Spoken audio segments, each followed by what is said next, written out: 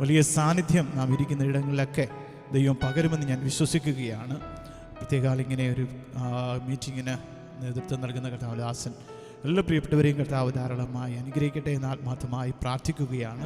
വളരെ സന്തോഷമുണ്ട് ഇന്ന് രാത്രി നിങ്ങളോടൊപ്പം ആയിരിക്കുന്നതിൽ. പ്രാർത്ഥിച്ചു തുടങ്ങിയപ്പോൾ തന്നെ ഞാനും വളരെ ദൈവത്തിൻ്റെ ഒരു സാന്നിധ്യം അനുഭവിച്ചറിയുവാനായിട്ട് ഇടയായിത്തീർന്നു. നിശ്ചയമായും ഇതിനകത്ത് ദൈവത്തിൻ്റെ വലിയൊരു പദ്ധതി ഉണ്ടെന്ന് ഞാൻ വിശ്വസിക്കുകയാണ്. ഇന്ന് രാത്രിയിൽ ഒരുമിച്ച് നാം ദൈവസന്നിധിയിലായിരിക്കും നമ്മുടെ ജീവിതത്തിൽ ഏറെ അനുഗ്രഹത്തിനും വിടുതലിനും കാരണമാകട്ടെ എന്ന് ആത്മാർത്ഥമായി ഞാൻ പ്രാർത്ഥിക്കുകയാണ്.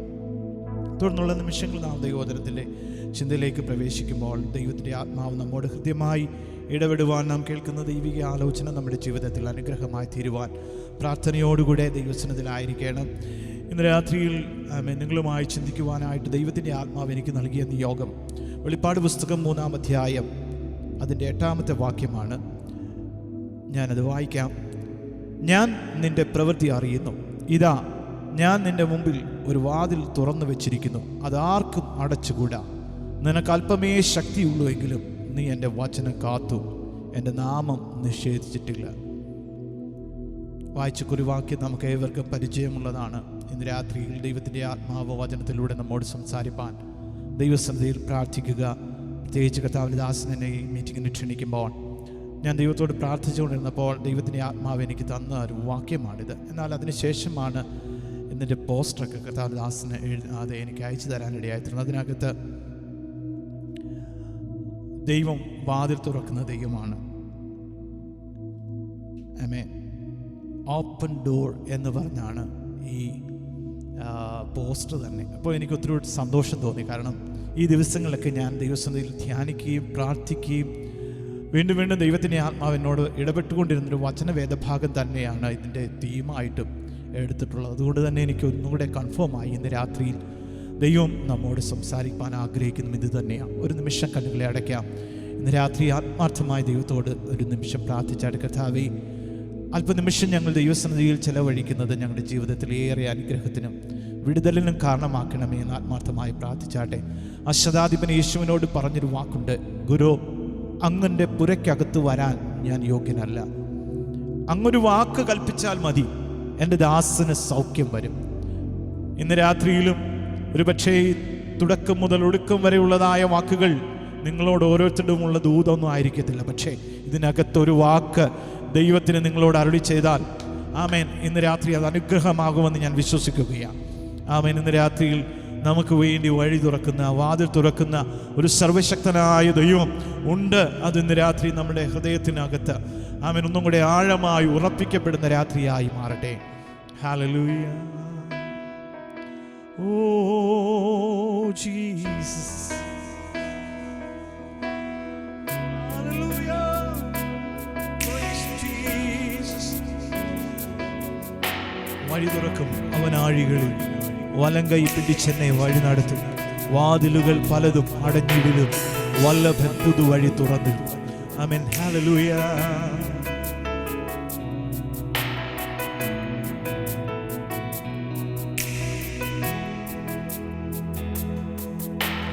വഴിയൊരുക്കും അവനാഴികളിൽ, വലങ്കൈ പിടിച്ചെന്നെ വഴി നടത്തും. വഴിയൊരുക്കും അവനാഴികളിൽ, വലങ്കൈ പിടിച്ചെന്നെ വഴി നടത്തും. വാതിലുകൾ പലതും അടഞ്ഞിടിലും വല്ലഭൻ പുതുവഴി തുറന്നിടുമേ. വാതിലുകൾ പലതും അടഞ്ഞിടിലും വല്ലഭൻ പുതുവഴി തുറന്നിടുമേ. നിനക്കാ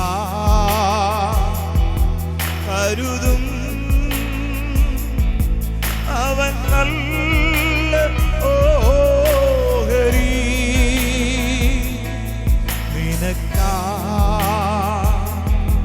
കരുതും അവൻ നല്ല ഓഹരി.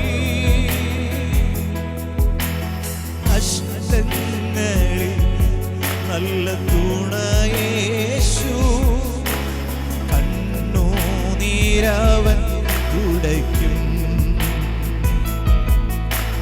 കഷ്ടങ്ങളിൽ നല്ല തുണയേശു. കണ്ണുനീരവൻ തുടയ്ക്കും. നിനക്കാ കരുതും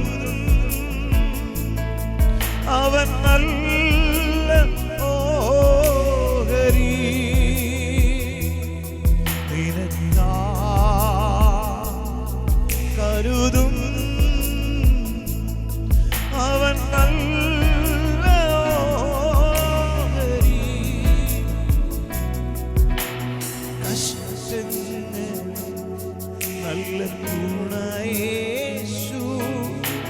കണ്ണുനീരവൻ തുടയ്ക്കും. കഷ്ടങ്ങളിൽ നല്ല തുണയേശു. കണ്ണുനീരവൻ തുടയ്ക്കും.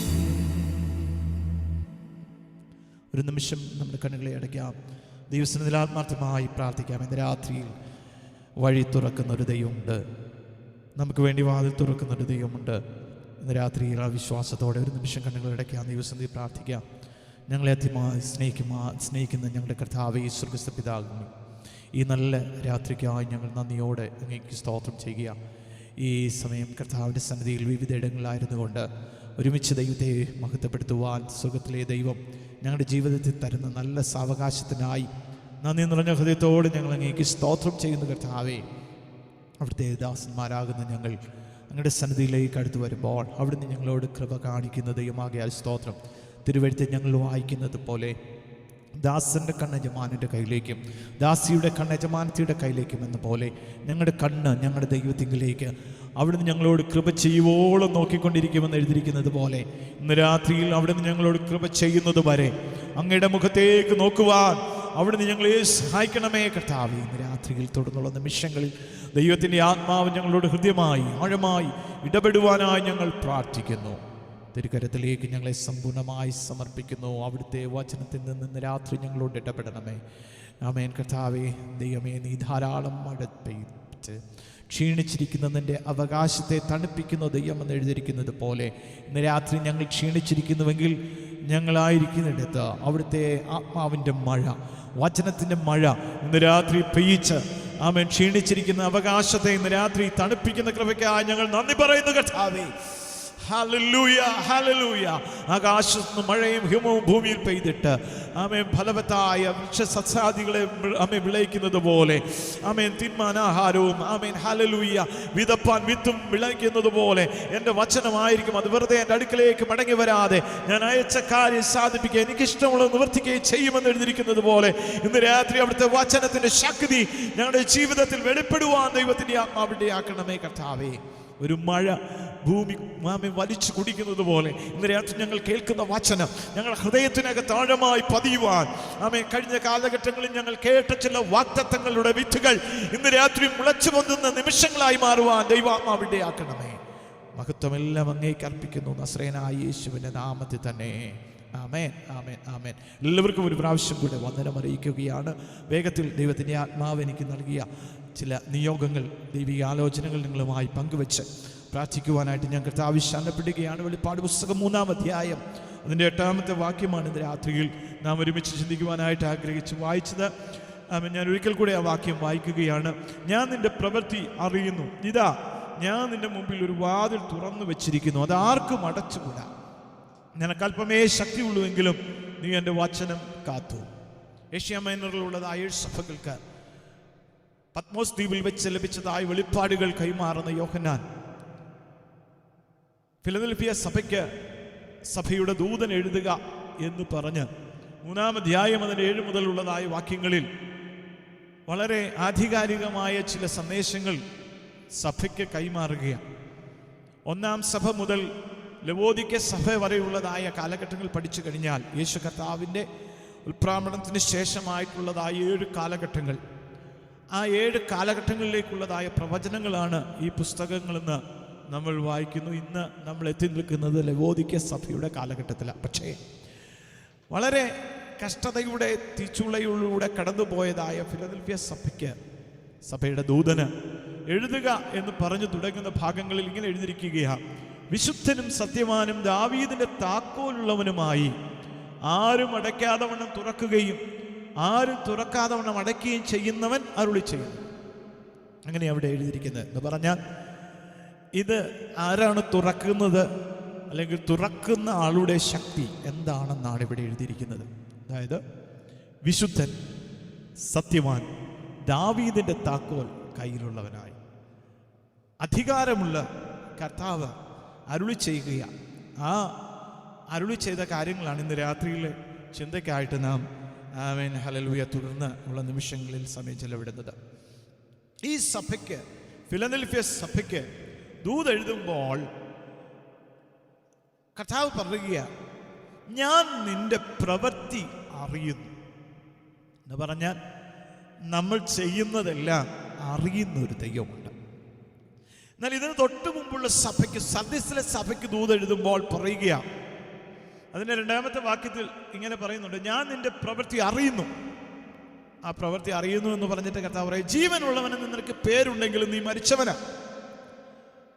എന്നിട്ട് കർത്താവ് പറയുക, അവർ ചെയ്യുന്ന പ്രവൃത്തി ദൈവത്തിൻ്റെ സന്നിധിയിൽ പൂർണ്ണതയുള്ളതായി കണ്ടില്ല എന്ന് പറഞ്ഞാൽ എന്തൊക്കെയോ ചെയ്യുന്നു, പക്ഷെ അതൊന്നും ഒരു ഫുൾഫിൽമെന്റിലേക്ക് എത്തുന്നില്ല, ഒരു എന്താ പറയുക, പൂർണ്ണതയിലേക്ക് എത്തുന്നില്ല. പക്ഷേ സർദീസിലെ സഭയോട് നീ ചെയ്യുന്നതൊന്നും പൂർണ്ണതയിലേക്ക് എത്തുന്നില്ല എന്ന് പറയുമ്പോൾ ഫിലദൽഫിയ സഭയോട് പരിശുദ്ധാത്മാവ് ദൂത് പറയുക, ഞാൻ നിന്റെ പ്രവൃത്തി അറിയുന്നു. അപ്പോൾ ഫിലദൽഫിയ സഭ എന്തൊക്കെയോ പൂർണ്ണമായി ചെയ്തു. ആ പൂർണ്ണതയോടുകൂടെ ചെയ്ത കാര്യങ്ങൾ എന്താണെന്നാണ് ഇന്ന് രാത്രിയിൽ ദൈവത്തിൻ്റെ ആത്മാവ് നിങ്ങളുമായിട്ട് പങ്കുവയ്ക്കുവാൻ എനിക്ക് നൽകിയ നിയോഗം. ഇവിടെ പറയുക, ഞാൻ നിന്റെ പ്രവൃത്തി അറിയുന്നു. അതുകൊണ്ട് തന്നെ ഈ പ്രവൃത്തി എന്താണെന്നും ആ പ്രവൃത്തി ചെയ്തതുകൊണ്ട് ഫിലദൽഫിയ സഭയ്ക്ക് വേണ്ടി കർത്താവ് എന്താ ചെയ്തെന്നുമാണ് ഇന്ന് രാത്രിയിൽ ദൈവത്തിൻ്റെ ആത്മാവ് നമ്മോട് പറയാൻ ആഗ്രഹിക്കുന്നത്. ഇവർ ചെയ്ത പ്രവൃത്തി, താഴോട്ടുള്ള വാക്യങ്ങൾ, 10-ാമത്തെ വാക്യം വരുമ്പോൾ നമുക്കത് മനസ്സിലാക്കാൻ കഴിയും. അവർ എന്താ ചെയ്തെന്ന് 8-ാമത്തെ വാക്യത്തിൽ തന്നെ നമ്മളത് വായിക്കുന്നുണ്ട്. ഞാൻ നിന്റെ പ്രവൃത്തി അറിയുന്നു, ഇതാ ഞാൻ നിന്റെ മുമ്പിൽ ഒരു വാതിൽ തുറന്നു വെച്ചിരിക്കുന്നത്, ആർക്കും അടച്ചുകൂടാൻ നിനക്ക് അല്പമേ ശക്തി ഉള്ളെങ്കിൽ നീ എൻ്റെ വചനം കാത്തു.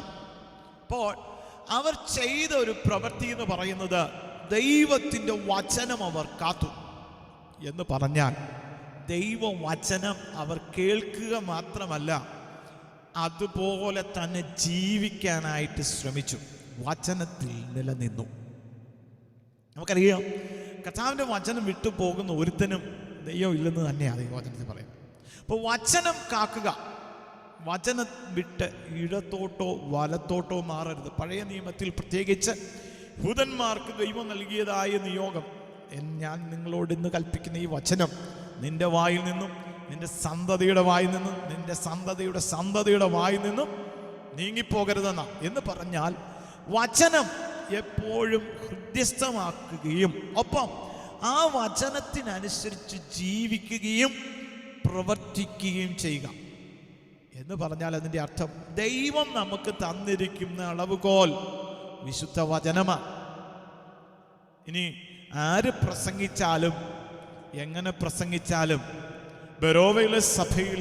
ബെരോവയിലെ വിശ്വാസികളുടെ ഒരു പ്രത്യേകത ഉണ്ടായിരുന്നു. അവർ ചെയ്തുകൊണ്ടിരുന്ന കാര്യം, അവർ കേട്ട പ്രസംഗം അങ്ങനെ തന്നെയാണോ എന്ന് വീട്ടിൽ പോയി പരിശോധിക്കുമായിരുന്നു. കേട്ടത് അപ്പാടെ വിഴുങ്ങുന്നൊരു സ്വഭാവം ബെരോവയിലെ വിശ്വാസികൾക്കില്ലായിരുന്നു. തന്നെയല്ല, ആ കാലഘട്ടത്തിൽ ബെരോവയിലെ പാസ്റ്റർ എന്ന് പറയുന്ന പൗലോസ് ശീലാസൊക്കെയാണ്. നോക്കണേ, അപ്പം ഞങ്ങളുടെ പൗലോസിന് ഒരിക്കലും തെറ്റു പറ്റത്തില്ല എന്നുള്ളൊരു ചിന്തയിലല്ല അവിടുത്തെ ജനം ഇരിക്കുന്നത്. അവർ വീട്ടിൽ പോയി ഇന്ന് പൗലോസ് പ്രസംഗിച്ച വചനം അങ്ങനെ തന്നെയാണോ, തിരുവെഴുത്തിൽ അങ്ങനെ തന്നെയാണോ എഴുതിയിരിക്കുന്നതെന്ന് അവർ പരിശോധിക്കുമായിരുന്നു. അപ്പോൾ ഈ ഫിലദൽഫിയ സഭയ്ക്ക് ഉണ്ടായിരുന്നൊരു പ്രത്യേകത, അവർ വചനം കാക്കുന്നവരായിരുന്നു. ഇനി എന്തു വചനമാ അതിൽ അടുത്തത് പറയുന്നത് 10-ാം വാക്യത്തിലാണ്. 10-ാം വാക്യത്തിൽ സഹിഷ്ണുതയെക്കുറിച്ചുള്ള എൻ്റെ വചനം നീ കാത്തുകൊണ്ടതിനാൽ. കേട്ടോ, സഹിഷ്ണുത. എന്താ സഹിഷ്ണുത? പലപ്പോഴും നമ്മൾ ഈ സഹിഷ്ണുത എന്ന് പറയുന്നൊരു വാക്ക് കേൾക്കുമ്പോൾ തന്നെ നമ്മളിൽ പലരിലും ഇല്ലാത്തൊരു സ്വഭാവം. അത് ഒരല്പം വെയിറ്റ് ചെയ്യാൻ. ഇപ്പം കർത്താവ് നമ്മളോട് എന്തെങ്കിലും പറഞ്ഞു കഴിഞ്ഞാൽ അത് പെട്ടെന്ന് നടക്കണമെന്നുള്ള ചിന്താഗതിയാണ് നമ്മുടെ ഉള്ളിൽ, അല്ലേ? പക്ഷേ ജോസഫ് ഒരിക്കൽ ഒരു സ്വപ്നം കണ്ടു, ഒരു ദർശനം കണ്ടു. പക്ഷേ അതിൻ്റെ പ്രവൃത്തിപഥത്തിലേക്ക് എത്താൻ ഏകദേശം 13 വർഷങ്ങൾ എടുത്തു എന്നാണ് പറയുന്നത്. എന്ന് പറയുമ്പോൾ നീണ്ട കാലഘട്ടങ്ങളിൽ വളരെ ശോചനീയമായ അനുഭവങ്ങളിലൂടെ ജോസഫ് കടന്നുപോയി. പക്ഷേ എനിക്ക് മനസ്സിലായൊരു കാര്യം, ഈ 13 വർഷം കൊണ്ട് ജോസഫിൻ്റെ ജീവിതത്തിൽ സഹിഷ്ണുത ഒത്തിരി ഉണ്ടായി. കാരണം തൻ്റെ സഹോദരന്മാർ തൻ്റെ മുമ്പിൽ വന്ന് നിൽക്കുമ്പോൾ ജോസഫ് പറയുന്നൊരു കാര്യമുണ്ട്. സഹോദരന്മാരെ, നിങ്ങൾ എന്നെ വിറ്റിട്ട് ഞാൻ ഇവിടെ വന്നതല്ല, ദൈവം എന്നെ നിങ്ങൾക്ക് മുമ്പായി അയച്ചതാ. എന്തിനാ? നിങ്ങളെ ജീവനോടെ രക്ഷിക്കാൻ. കണ്ടോ? അപ്പോൾ ഇവർ ഈ പൊട്ടക്കിണറ്റിൽ ഇട്ടതും വിറ്റ് കളഞ്ഞതും ഒക്കെ സഹിക്കാനുള്ളൊരു കൃപ ജോസഫിന് ലഭിച്ചു. സഹിഷ്ണുത. ഇനി തന്നെയാണോ ഇവരോട് ക്ഷമിക്കാനും ഒപ്പം ഇവരും മരിച്ചു പോകുമെന്നുള്ളതായൊരു ഘട്ടമെത്തിയപ്പോൾ 70 പേരെ ഈജിപ്തിലേക്ക് കൊണ്ടുവരികയാ ജോസഫ്.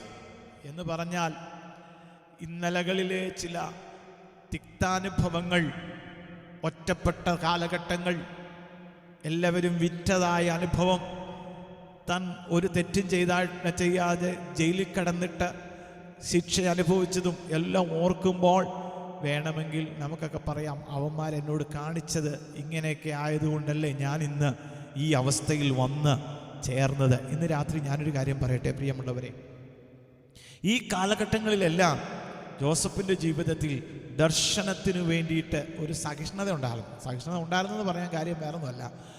വേണമെങ്കിൽ ജോസഫിന് പറയാം, ഒരു സ്വപ്നം കണ്ടതുകൊണ്ടാണ് ഞാനിപ്പോൾ ഈ അവസ്ഥയിലായത്, ഇനി മേലിൽ ഞാൻ സ്വപ്നം കാണുന്നില്ല, അല്ലേ? പക്ഷേ ജോസഫ് സ്വപ്നം കണ്ടെങ്കിലും കാലങ്ങൾ കുറച്ച് കഴിഞ്ഞപ്പോൾ താൻ ജയിലിൽ കിടക്കുന്ന സമയത്ത് താൻ സ്വപ്നങ്ങൾ വ്യാഖ്യാനിക്കുന്നവനായി മാറി. എന്ന് പറഞ്ഞാൽ തൻ്റെ കൂടെ സ്വപ്നം കണ്ടത് നിവൃത്തിപഥത്തിലേക്ക് എത്തുവാൻ താൻ വളരെ സഹിഷ്ണുതയോടെ കാത്തിരുന്നപ്പോൾ ആ സഹിഷ്ണുതയോടു കൂടെ ദൈവം കൊടുത്തൊരു കൃപയാ. ആമേൻ. തനിക്ക് പണ്ട് സ്വപ്നം കാണാനുള്ളൊരു കഴിവേ ഉണ്ടായിരുന്നുള്ളൂ. പക്ഷെ ഇപ്പോൾ മറ്റൊരുത്തൻ സ്വപ്നം കണ്ടാൽ അത് വ്യാഖ്യാനിക്കാനുള്ളൊരു കൃപയും കൂടെ ദൈവം കൊടുത്തു. നിങ്ങളൊന്ന് ചിന്തിക്കണേ. ചെറുപ്പത്തിൽ രാവിലെ കണ്ണും തുറന്ന് എഴുന്നേറ്റ് വരുമ്പോൾ അപ്പൻ ചോദിക്കും, എന്താടാ? പപ്പ, ഞാനൊരു സ്വപ്നം കണ്ടു. എന്തുവാടാ? അത് ഇങ്ങനെ സൂര്യനും ചന്ദ്രനും 11 നക്ഷത്രങ്ങളും എന്നെ നമസ്കരിക്കുന്നു. കൊള്ളാലോ, നല്ല സ്വപ്നം. വേണമെങ്കിൽ ഈ എന്താ പറയുക, അപ്പൻ ഇത് വ്യാഖ്യാനിച്ചു കൊടുത്തപ്പോൾ വേണമെങ്കിൽ പറയാറുണ്ടാ, ഭയങ്കര സ്വപ്നമാടാ നിന്നെക്കുറിച്ച് പറഞ്ഞേക്കുന്നത്. സത്യത്തിൽ പറഞ്ഞത് ജോസഫ് സ്വപ്നം കണ്ട് പറഞ്ഞു കഴിഞ്ഞപ്പോൾ അപ്പൻ അത് വ്യാഖ്യാനിക്കുന്നത്. മോൻ അറിയത്തില്ല ഇത് വ്യാഖ്യാനിക്കാൻ. അപ്പൻ്റെ ഒരു വാക്കാ പറയുന്നത്. എന്താ? ഞാനും നിന്റെ അമ്മയും നിന്റെ സഹോദരന്മാരും നിന്നെ വണങ്ങുമോ എന്ന് പറഞ്ഞാൽ വളരെ വലിയൊരു സ്വപ്നവും വലിയൊരു അർത്ഥവുമാണ് ദൈവം വെളിപ്പെടുത്തി കൊടുത്തത്. പക്ഷേ ആ ഒരൊറ്റ സ്വപ്നം നിമിത്തം സഹോദരന്മാർ തന്നെ പകയ്ക്കാൻ തുടങ്ങി. ഇന്ന് രാത്രിയിൽ ദൈവത്തിൻ്റെ ആത്മാവ് ആരോടൊക്കെയോ സംസാരിക്കുകയാണ്.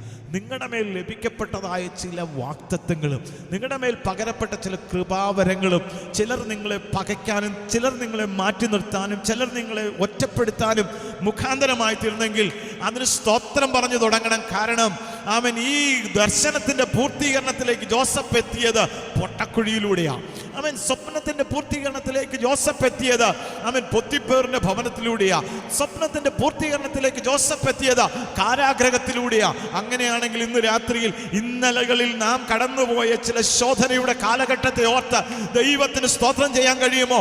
ദർശനം അതിന്റെ പൂർത്തീകരണത്തിലേക്ക് കൊണ്ടുപോകുവാൻ ദൈവം എന്നെ കടത്തിവിട്ട വഴികളായതെന്നോർത്ത് ഇന്ന് രാത്രി സ്തോത്രം ചെയ്യുവാൻ കഴിയുമോ? ഹല്ലേലൂയ.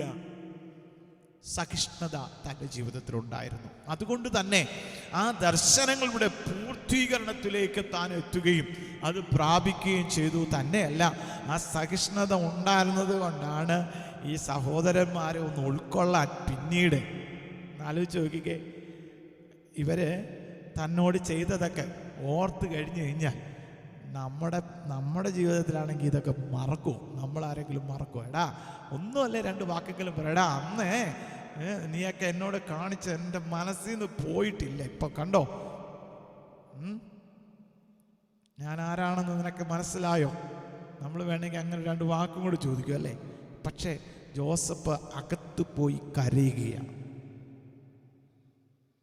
കാരണം ഇന്നലകളിൽ ഞാൻ ഒറ്റപ്പെട്ടതും, ഞാൻ കുഴിയിൽ വീണതും, ഞാൻ കാരാഗ്രഹത്തിലായതും ഒക്കെ ദർശനത്തിൻ്റെ പൂർത്തീകരണത്തിലേക്ക് ദൈവം കൊണ്ടുവരികയായിരുന്നു.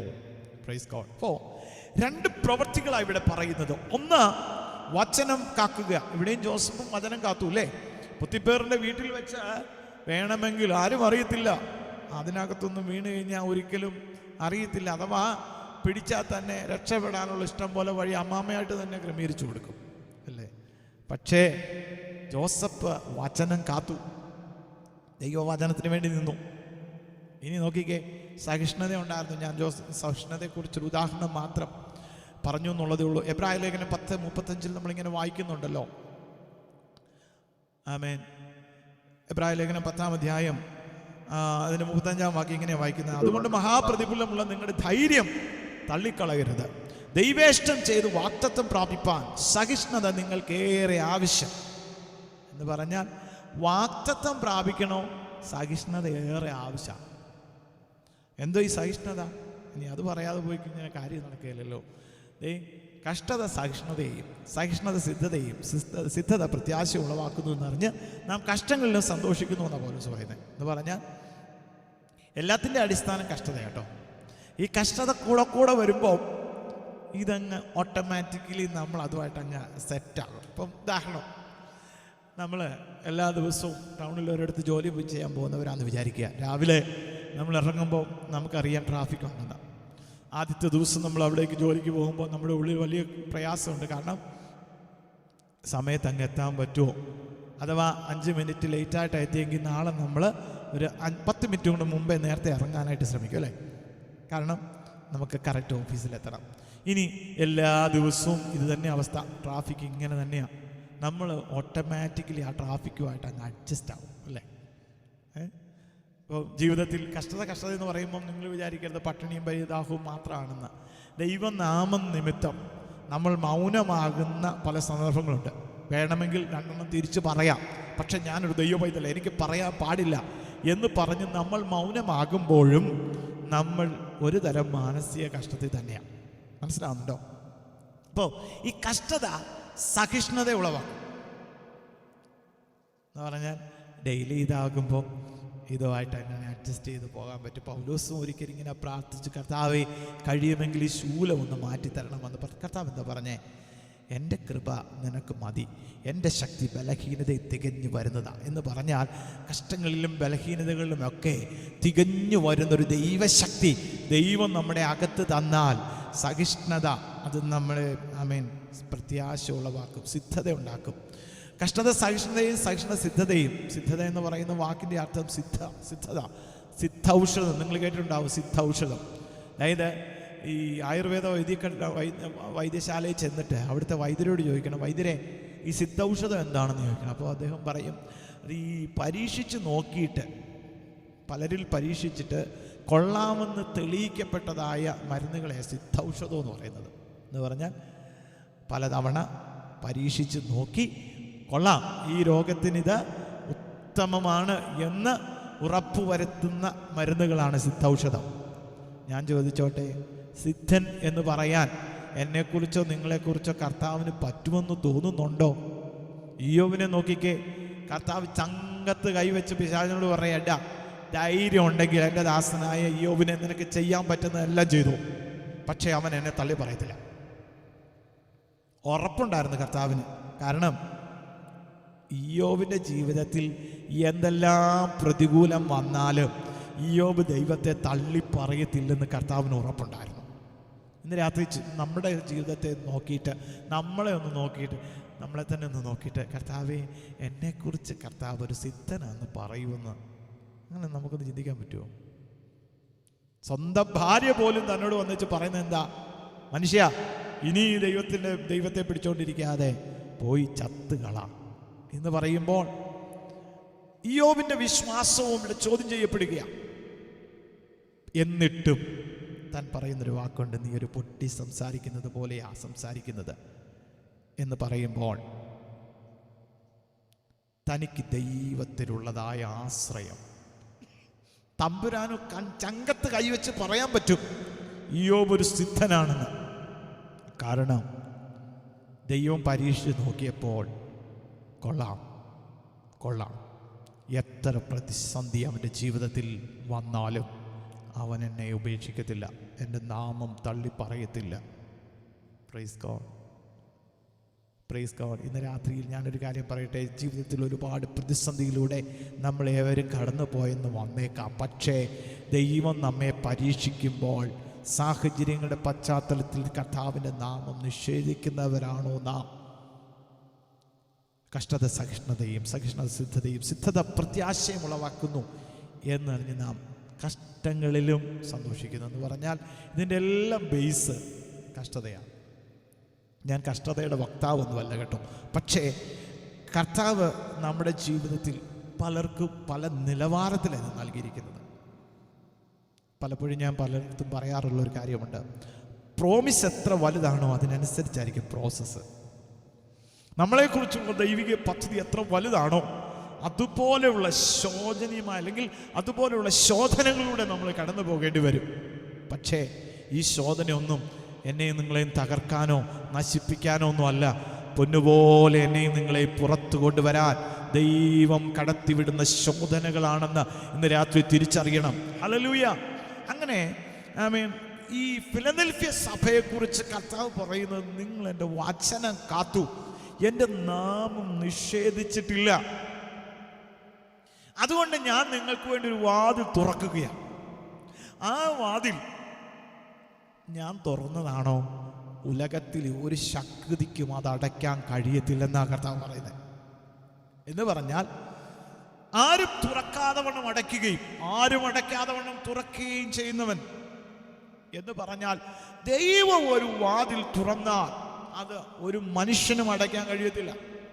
ഇങ്ങനെ ദൈവത്തിൻ്റെ നാമം നിഷേധിക്കാതെ, ഒന്നും കൂടെ പറഞ്ഞാൽ ദൈവത്തിൻ്റെ വചനം കാത്ത ദൈവത്തിൻ്റെ നാമം ഒരിക്കൽ നിഷേധിച്ചെങ്കിലും പിന്നീട് അനുദപിച്ച് ഏറ്റുപറഞ്ഞ് തിരിച്ചു വന്നൊരു മനുഷ്യനെക്കുറിച്ച് ഇന്ന് രാത്രി ദൈവത്തിൻ്റെ ആത്മാവിനോട് പറയാനായിട്ട് നിയോഗം തരുന്നത്. വായിക്കാം. അപ്പോസ്തല പ്രവൃത്തികളുടെ പുസ്തകം 12-ാം അധ്യായം അതിൻ്റെ 1-ാമത് വാക്യം ഇങ്ങനെ വായിക്കുന്നു. അപ്പോസ്തല പ്രവൃത്തികളുടെ പുസ്തകം 12-ാം അധ്യായം അതിൻ്റെ 1-ാമത് വാക്യം മുതൽ, ആ കാലത്ത് ഹെരോദാവ് രാജാവ് സഭയിൽ ചിലരെ പീഡിപ്പിക്കേണ്ടതിന് കൈനീട്ടി. യോഹന്നാന്റെ സഹോദരനായ യാക്കോബിനെ അവൻ വാൾ കൊണ്ട് കൊന്നു. അത് യഹൂദന്മാർക്ക് പ്രസാദമായി എന്ന് കണ്ട് അവൻ പത്രോസിനെയും പിടിച്ചു. അപ്പോൾ പുളിപ്പില്ലാത്ത അപ്പത്തിൻ്റെ പെരുന്നാളായിരുന്നു. അവനെ പിടിച്ച ശേഷം പെസഹ കഴിഞ്ഞ് ജനത്തിന് മുമ്പ് നിർത്തുവാൻ ഭാവിച്ച് തടവിലാക്കി അവനെ കാപ്പാൻ 4 ചെവറുള്ള 4 കൂട്ടത്തിന് ഏൽപ്പിച്ചു. ശ്രദ്ധിക്കണേ, വളരെ സുപരിചിതമായൊരു ഭാഗമാണ് ആമേൻ വായിച്ചത്. അപ്പോസ്തല പ്രവൃത്തികളുടെ പുസ്തകം 12-ാം അധ്യായം 1-ാം വാക്യത്തിൽ നമ്മളിങ്ങനെ വായിക്കുകയാണ്. ആമേൻ, ആ കാലത്ത് ഹെരോദ രാജാവ് സഭയിൽ ചിലരെ എന്ന് പറയുമ്പോൾ എല്ലാവരെയും ഒന്നും എന്താ പറയാ പീഡിപ്പിക്കത്തില്ല, എല്ലാവർക്കും പീഡയില്ല. സഭയിൽ ചിലരെ എന്ന് പറയുമ്പോൾ അന്ന് കർത്താവിൻ്റെ കരങ്ങളിൽ ശക്തമായി ഉപയോഗിക്കപ്പെടുന്ന ചിലരെ പീഡിപ്പിക്കാൻ ഹെരോദ രാജാവ് കൈ നീട്ടുകയാണ്. എന്ന് പറയുമ്പോൾ യേശുവിൻ്റെ ശിഷ്യന്മാർ 12 പേരിൽ യൂദ ഒഴികെ ബാക്കിയുള്ളവരെയും ഒപ്പം പകരക്കാരനായി തിരഞ്ഞെടുത്ത 12ഉം ഒപ്പം ബാക്കിയുള്ളവരെല്ലാവരും കൂടെ ചേർന്ന് 120 പേരുടെ മേൽ മാളിക മുറിയിൽ പകരപ്പെട്ടതായ ആത്മനിറവ് അങ്ങനെ വ്യാപിച്ചത് മുന്നോട്ട് പോകുമ്പോൾ സഭ എണ്ണത്തിൽ പെരുകി വരികയാണ്. അങ്ങനെ കർത്താവിൻ്റെ ശിഷ്യന്മാർ പെരുകി വന്നപ്പോൾ ഈ മാർഗത്തെ ഒന്ന് ഇല്ലാതാക്കാൻ ഹെരോദാവും ഒപ്പം യഹൂദന്മാരും ഒരുമിച്ച് ചില തന്ത്രങ്ങൾ മെനയുകയാണ്. അതിൽ നമുക്കറിയാം, ഹെരോദ രാജാവ് യാക്കോബിനെ വാൾ കൊണ്ട് കൊന്നു കഴിഞ്ഞപ്പോൾ യഹൂദന്മാർക്ക് ഭയങ്കര സന്തോഷമായി. നിങ്ങൾ എന്തെങ്കിലും ചിന്തിക്കണേ, ഈ യാക്കോബ് എന്ന് പറയുന്ന അപ്പോസ്തലൻ ആരെയെങ്കിലും സൗഖ്യമാക്കിയതായിട്ടോ ഏതെങ്കിലും അത്ഭുത പ്രവൃത്തികൾ, വീര്യപ്രവൃത്തികൾ ചെയ്തതായിട്ടോ വിശുദ്ധ ബൈബിളിലൊന്നും എഴുതിയിട്ടില്ല. പിന്നെന്തിന് യാക്കോബിനെ വാൾ കൊണ്ട് കൊന്നു? ഒരു ചോദ്യം. യേശുവിന്റെ ഇന്നർ സർക്കിൾ ഉണ്ടായിരുന്ന 3 പേരാ, പത്രോസ്, യാക്കോബ്, യോഹന്നാൻ. ഈ 3 പേരും മിക്കവാറും എപ്പോഴും യേശു കർത്താവിൻ്റെ പ്രാർത്ഥനാ വേളകളിൽ യേശുവിനോടൊപ്പം ഉണ്ടായിരുന്നവരാ. ഒപ്പം യേശുവിൻ്റെ പ്രാർത്ഥനാ ജീവിതം അതുപോലെ ഒപ്പിയെടുത്തൊരു മനുഷ്യനായിരുന്നു യാക്കോബ്. ഒന്നും കൂടെ പറഞ്ഞാൽ, ചരിത്ര പഠിതാക്കൾ പറയുന്നത് ഒട്ടകത്തിൻ്റെ തഴമ്പും മുട്ടയിലുണ്ടായിരുന്ന മനുഷ്യനായിരുന്നെന്നാണ് പറയുന്നത് യാക്കോബ്.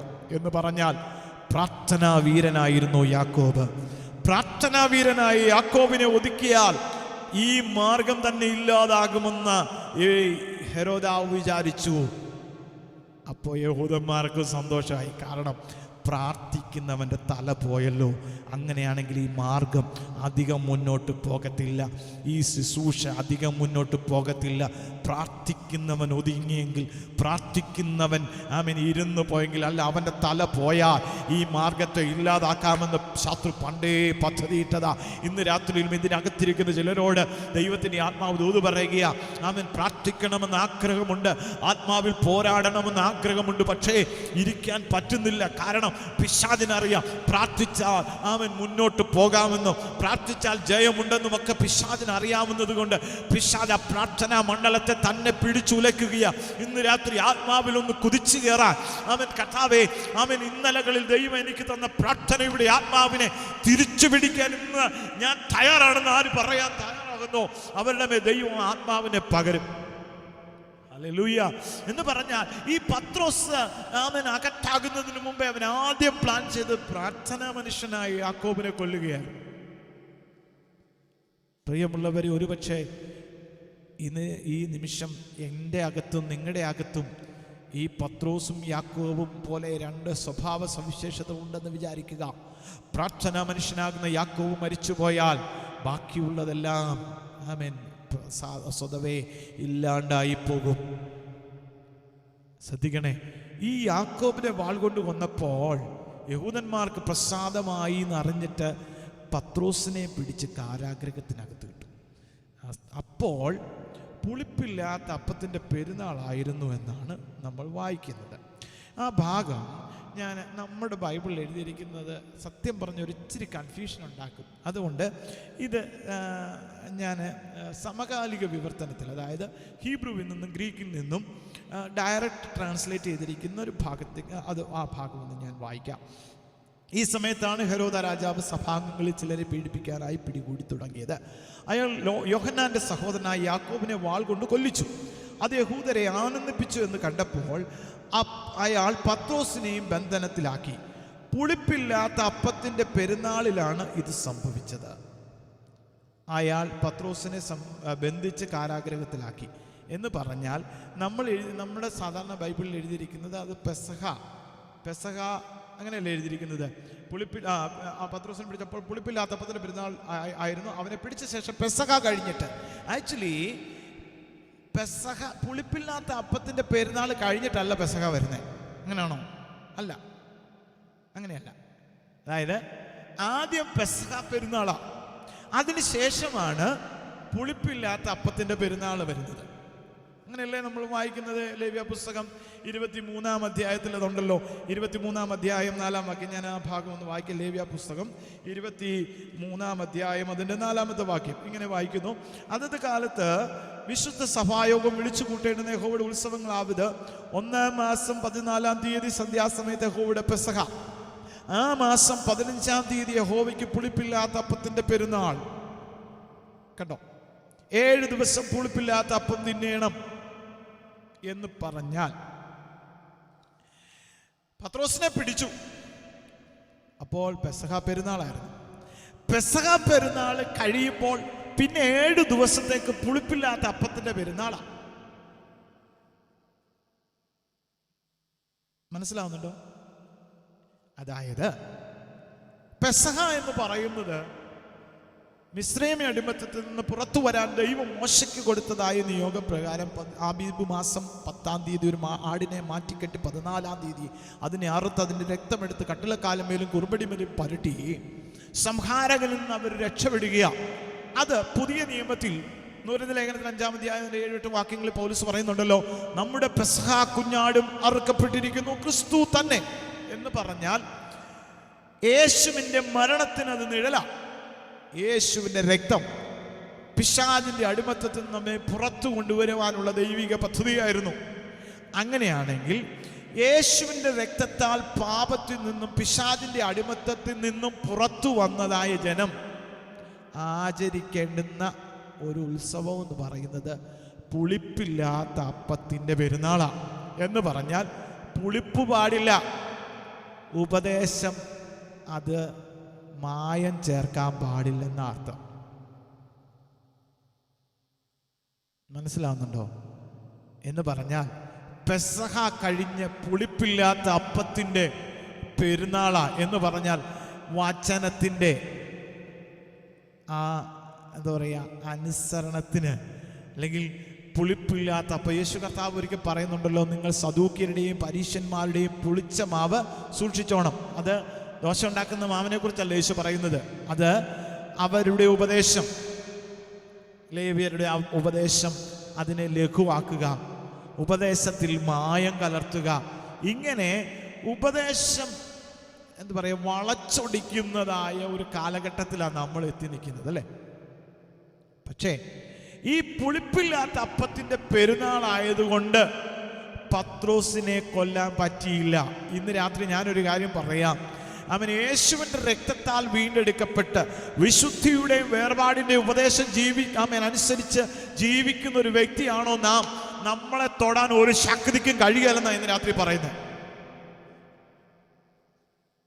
ഹല്ലേലൂയ. ഒന്നുകൂടെ പറഞ്ഞാൽ, ഈ പുളിപ്പില്ലാത്ത അപ്പത്തിൻ്റെ പെരുന്നാൾ വന്നപ്പോൾ അവൻ പത്രോസിൻ്റെ മരണം അല്ലെങ്കിൽ പത്രോസിനെ വധിക്കാനുള്ളതായ പദ്ധതി മുന്നോട്ട് നീട്ടിക്കൊണ്ടുപോകുകയാണ്. ഇന്ന് രാത്രി ഞാനൊരു കാര്യം പറയാം. എനിക്കും നിനക്കുമെതിരെ അല്ല, എനിക്കും നിങ്ങൾക്കുമെതിരെ ശത്രു ഏതെല്ലാം തന്ത്രങ്ങൾ മെനഞ്ഞെന്ന് പറഞ്ഞാലും, ഏതെല്ലാം പദ്ധതികൾ എനിക്കും നിങ്ങൾക്കുമെതിരെ ആവിഷ്കരണം ചെയ്തെന്ന് പറഞ്ഞാലും, വിശുദ്ധിക്ക് വേണ്ടി, വേർപാടിന് വേണ്ടി, വചനത്തിന് വേണ്ടി നിൽക്കുന്ന ഒരു വ്യക്തിയാണോ, എനിക്കും നിങ്ങൾക്കും വേണ്ടി ദൈവം ഇറങ്ങി വരും. ഹല്ലേലൂയ.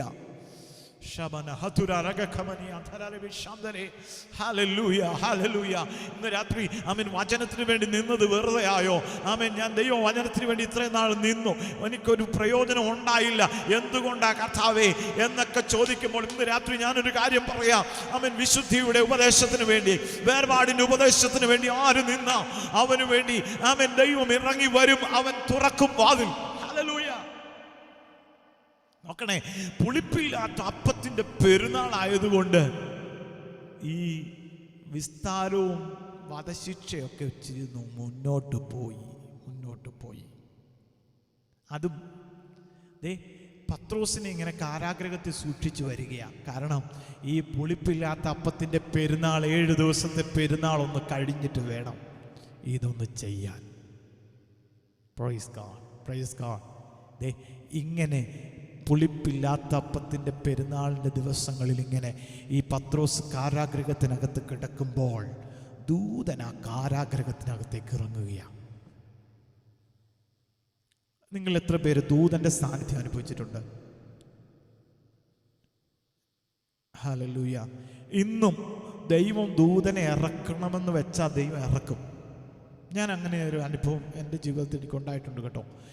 ഇന്നും നിങ്ങൾക്ക് വിശ്വസിക്കാൻ കഴിഞ്ഞാലും ഇല്ലെങ്കിലും ഞാൻ പറയുക, ആമേൻ, അതെൻ്റെ ജീവിതത്തിൽ ഞാൻ അനുഭവിച്ചതായതുകൊണ്ട് എനിക്ക് ഇപ്പോഴും അത് ഓർക്കുമ്പോഴൊക്കെ എൻ്റെ കണ്ണ് നിറയുകയും ഞാൻ ദൈവത്തെ സ്തുതിക്കുകയും ചെയ്യും. കാരണം ഇന്ന് ജീവനോടെ ഇരുന്ന് നിങ്ങളോട് വചനം പ്രസംഗിക്കുമ്പോൾ ദൈവം എനിക്ക് വേണ്ടി ദൂതനെ ഇറക്കിയൊരു സമയമുണ്ട്. ഞാൻ നീണ്ട കാലങ്ങളിൽ ഞാനൊരു പ്രവാസിയായിരുന്നു. 2003 മുതൽ ഞാൻ ദുബൈയിലായിരുന്നു. 2007 മുതൽ കർത്താവിൻ്റെ വേലയിൽ ഞാൻ വ്യാപൃതനായി. ജോലി ഒപ്പം കർത്താവിൻ്റെ വേല എന്ന് പറഞ്ഞാൽ പകൽ ജോലി ചെയ്യും, വൈകിട്ട് ക്യാമ്പുകളിലൊക്കെ പോയി സുവിശേഷം പറയുകയും അവനവർക്ക് വേണ്ടി പ്രാർത്ഥിക്കുകയും ചെയ്ത് ഇങ്ങനെ മിക്കവാറും രാത്രി എനിക്ക് തോന്നുന്നത് 4 മണി വരെ, രാവിലെ 4 മണി വരെയൊക്കെ ആളുകൾ എനിക്ക് വേണ്ടി കാത്തിരുന്നിട്ടുണ്ട് എന്നെ ഒന്ന് കാണാനും പ്രാർത്ഥിക്കാൻ വേണ്ടി. അങ്ങനെ ഓടി നടക്കുന്ന സമയം മിക്കവാറും രാത്രികളൊന്നും ഉറക്കമില്ല. അപ്പോൾ ഉറക്കമില്ലാതെ വരുമ്പോൾ ഞാൻ ചിലപ്പോൾ 2 മണിക്കൂർ 3 മണിക്കൂറൊക്കെ ഉള്ള സമയം ഉറങ്ങാൻ മാത്രം കിട്ടുന്ന സമയമുണ്ട്. ഞാൻ ഉറങ്ങാൻ നേരത്തെ ഞാൻ കർത്താവിനോട് കർത്താവേ ആകെ 3 മണിക്കൂറേ ഉള്ളൂ, ഈ 3 മണിക്കൂർ ഉറങ്ങുമ്പോൾ എൻ്റെ ക്ഷീണമെല്ലാം മാറ്റിത്തരണം, രാവിലെ ദൈവത്തിൻ്റെ കൃപയാൽ എഴുന്നേൽക്കും കേട്ടോ, പിന്നെയും ജോലിക്കും. അങ്ങനെ തിരക്കിട്ട് ഓടി നടക്കുന്നൊരു സമയം ഒരിക്കൽ ഞാൻ ഡ്യൂട്ടി കഴിഞ്ഞ് തിരിച്ച് വീട്ടിലേക്ക് പോകുകയാണ്. എനിക്ക് നല്ല ക്ഷീണം തോന്നുന്നുണ്ട്, എനിക്ക് ഉറക്കം വരുന്നുണ്ട്. പക്ഷേ കുറച്ച് ദൂരം കൂടി ഉള്ളല്ലോ വീട്ടിലേക്ക് എന്ന് ഓർത്തിട്ട് ഞാൻ ഡ്രൈവ് ചെയ്ത് പോകുകയാണ്. അങ്ങനെ പോകുമ്പോൾ ഒരു സ്ഥലത്ത് ഞാൻ എൻ്റെ വണ്ടി പാർക്ക് ചെയ്യപ്പെട്ട് ഞാൻ പുറത്തിറങ്ങി നോക്കുമ്പോൾ എനിക്ക് പരിചയമില്ലാത്തൊരു സ്ഥലത്താണ് ഞാൻ വന്ന് നിൽക്കുന്നത്. ഞാൻ അതുവരെ വണ്ടി ഓടിച്ചിട്ടില്ല. അപ്പോൾ ഞാൻ പെട്ടെന്ന് ഓർത്തു ഞാൻ എവിടെയായിരുന്നു. കാരണം എൻ്റെ ഓർമ്മ പോയതെന്ന് പറഞ്ഞാൽ ഞാൻ ഉറങ്ങിപ്പോയ സമയം ഒരു 3 റൗണ്ട് അബൌട്ടിന് ബാക്കിലാണ്. അത് കഴിഞ്ഞിട്ട് ഈ വണ്ടി പാർക്ക് ചെയ്യുന്നത് വരെ ആര് ഈ വണ്ടി ഓടിച്ചെന്ന് ചോദിച്ചു കഴിഞ്ഞാൽ എനിക്കറിയില്ല. ദൈവം ഒരു ദൂതനെ എനിക്ക് വേണ്ടി അയച്ചു. ഈ 3 റൗണ്ട് അബൌട്ടും പാസ് ചെയ്ത് ഞാൻ ഷാർജ പോലീസ് സ്റ്റേഷൻ്റെ സൈഡിൽ വന്ന് നിൽക്കുമ്പോൾ ഞാൻ വണ്ടിയിൽ നിന്ന് ഇറങ്ങിയിട്ട് ഞാൻ ആകെപ്പാടെ ഭയചകിതനായിട്ട് ചുറ്റും നോക്കുകയാണ്. കാരണം എനിക്ക് പരിചയമില്ലാത്തൊരു സ്ഥലത്ത് ഞാൻ വന്ന് നിൽക്കുകയാണ്. ഞാനൊരു കാര്യം വിശ്വസിക്കുകയാണ്, ഇന്ന് രാത്രി നിങ്ങളോടൊപ്പം ഞാൻ ഇന്ന് ദൈവവചനം ശുശ്രൂഷിക്കുമ്പോൾ അന്ന് ദൈവം എനിക്ക് വേണ്ടി ദൂതനെ ഇറക്കിയത് കൊണ്ടാകട്ടോ. ഇന്ന് രാത്രി ഞാനൊരു കാര്യം വിശ്വസിക്കുകയാണ്, അവൻ ദൈവത്തിന് വേണ്ടി നിൽക്കുന്ന, അവൻ ദൈവ വചനത്തിന് വേണ്ടി നിൽക്കുന്നവർക്ക് വേണ്ടി ദൂതനെ ഇറക്കണമെന്ന് വെച്ചാൽ ദൈവം ദൂതനെ ഇറക്കും.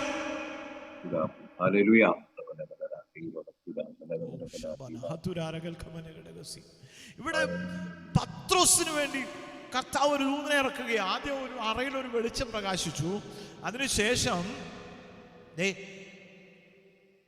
ദൂതൻ വന്നിട്ട് പത്രോസിന്റെ വിലാപ്പുറത്ത് തട്ടി, എന്നിട്ട് പറഞ്ഞു എഴുന്നേക്ക്, അരകെട്ടി ചെരുപ്പിട്ട് മുറുക്കി എൻ്റെ പിറകെ വാ.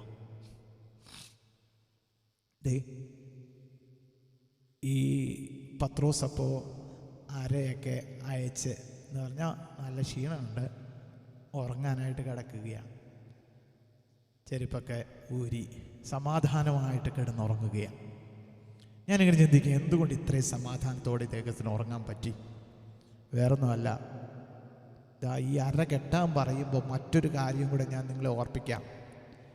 യോഹന്നാന്റെ സുവിശേഷം 21-ാം അധ്യായത്തിൽ യേശു കർത്താവ് ഈ പത്രോസിനോട് പറയുന്നൊരു വാക്കുണ്ട്. എന്താ?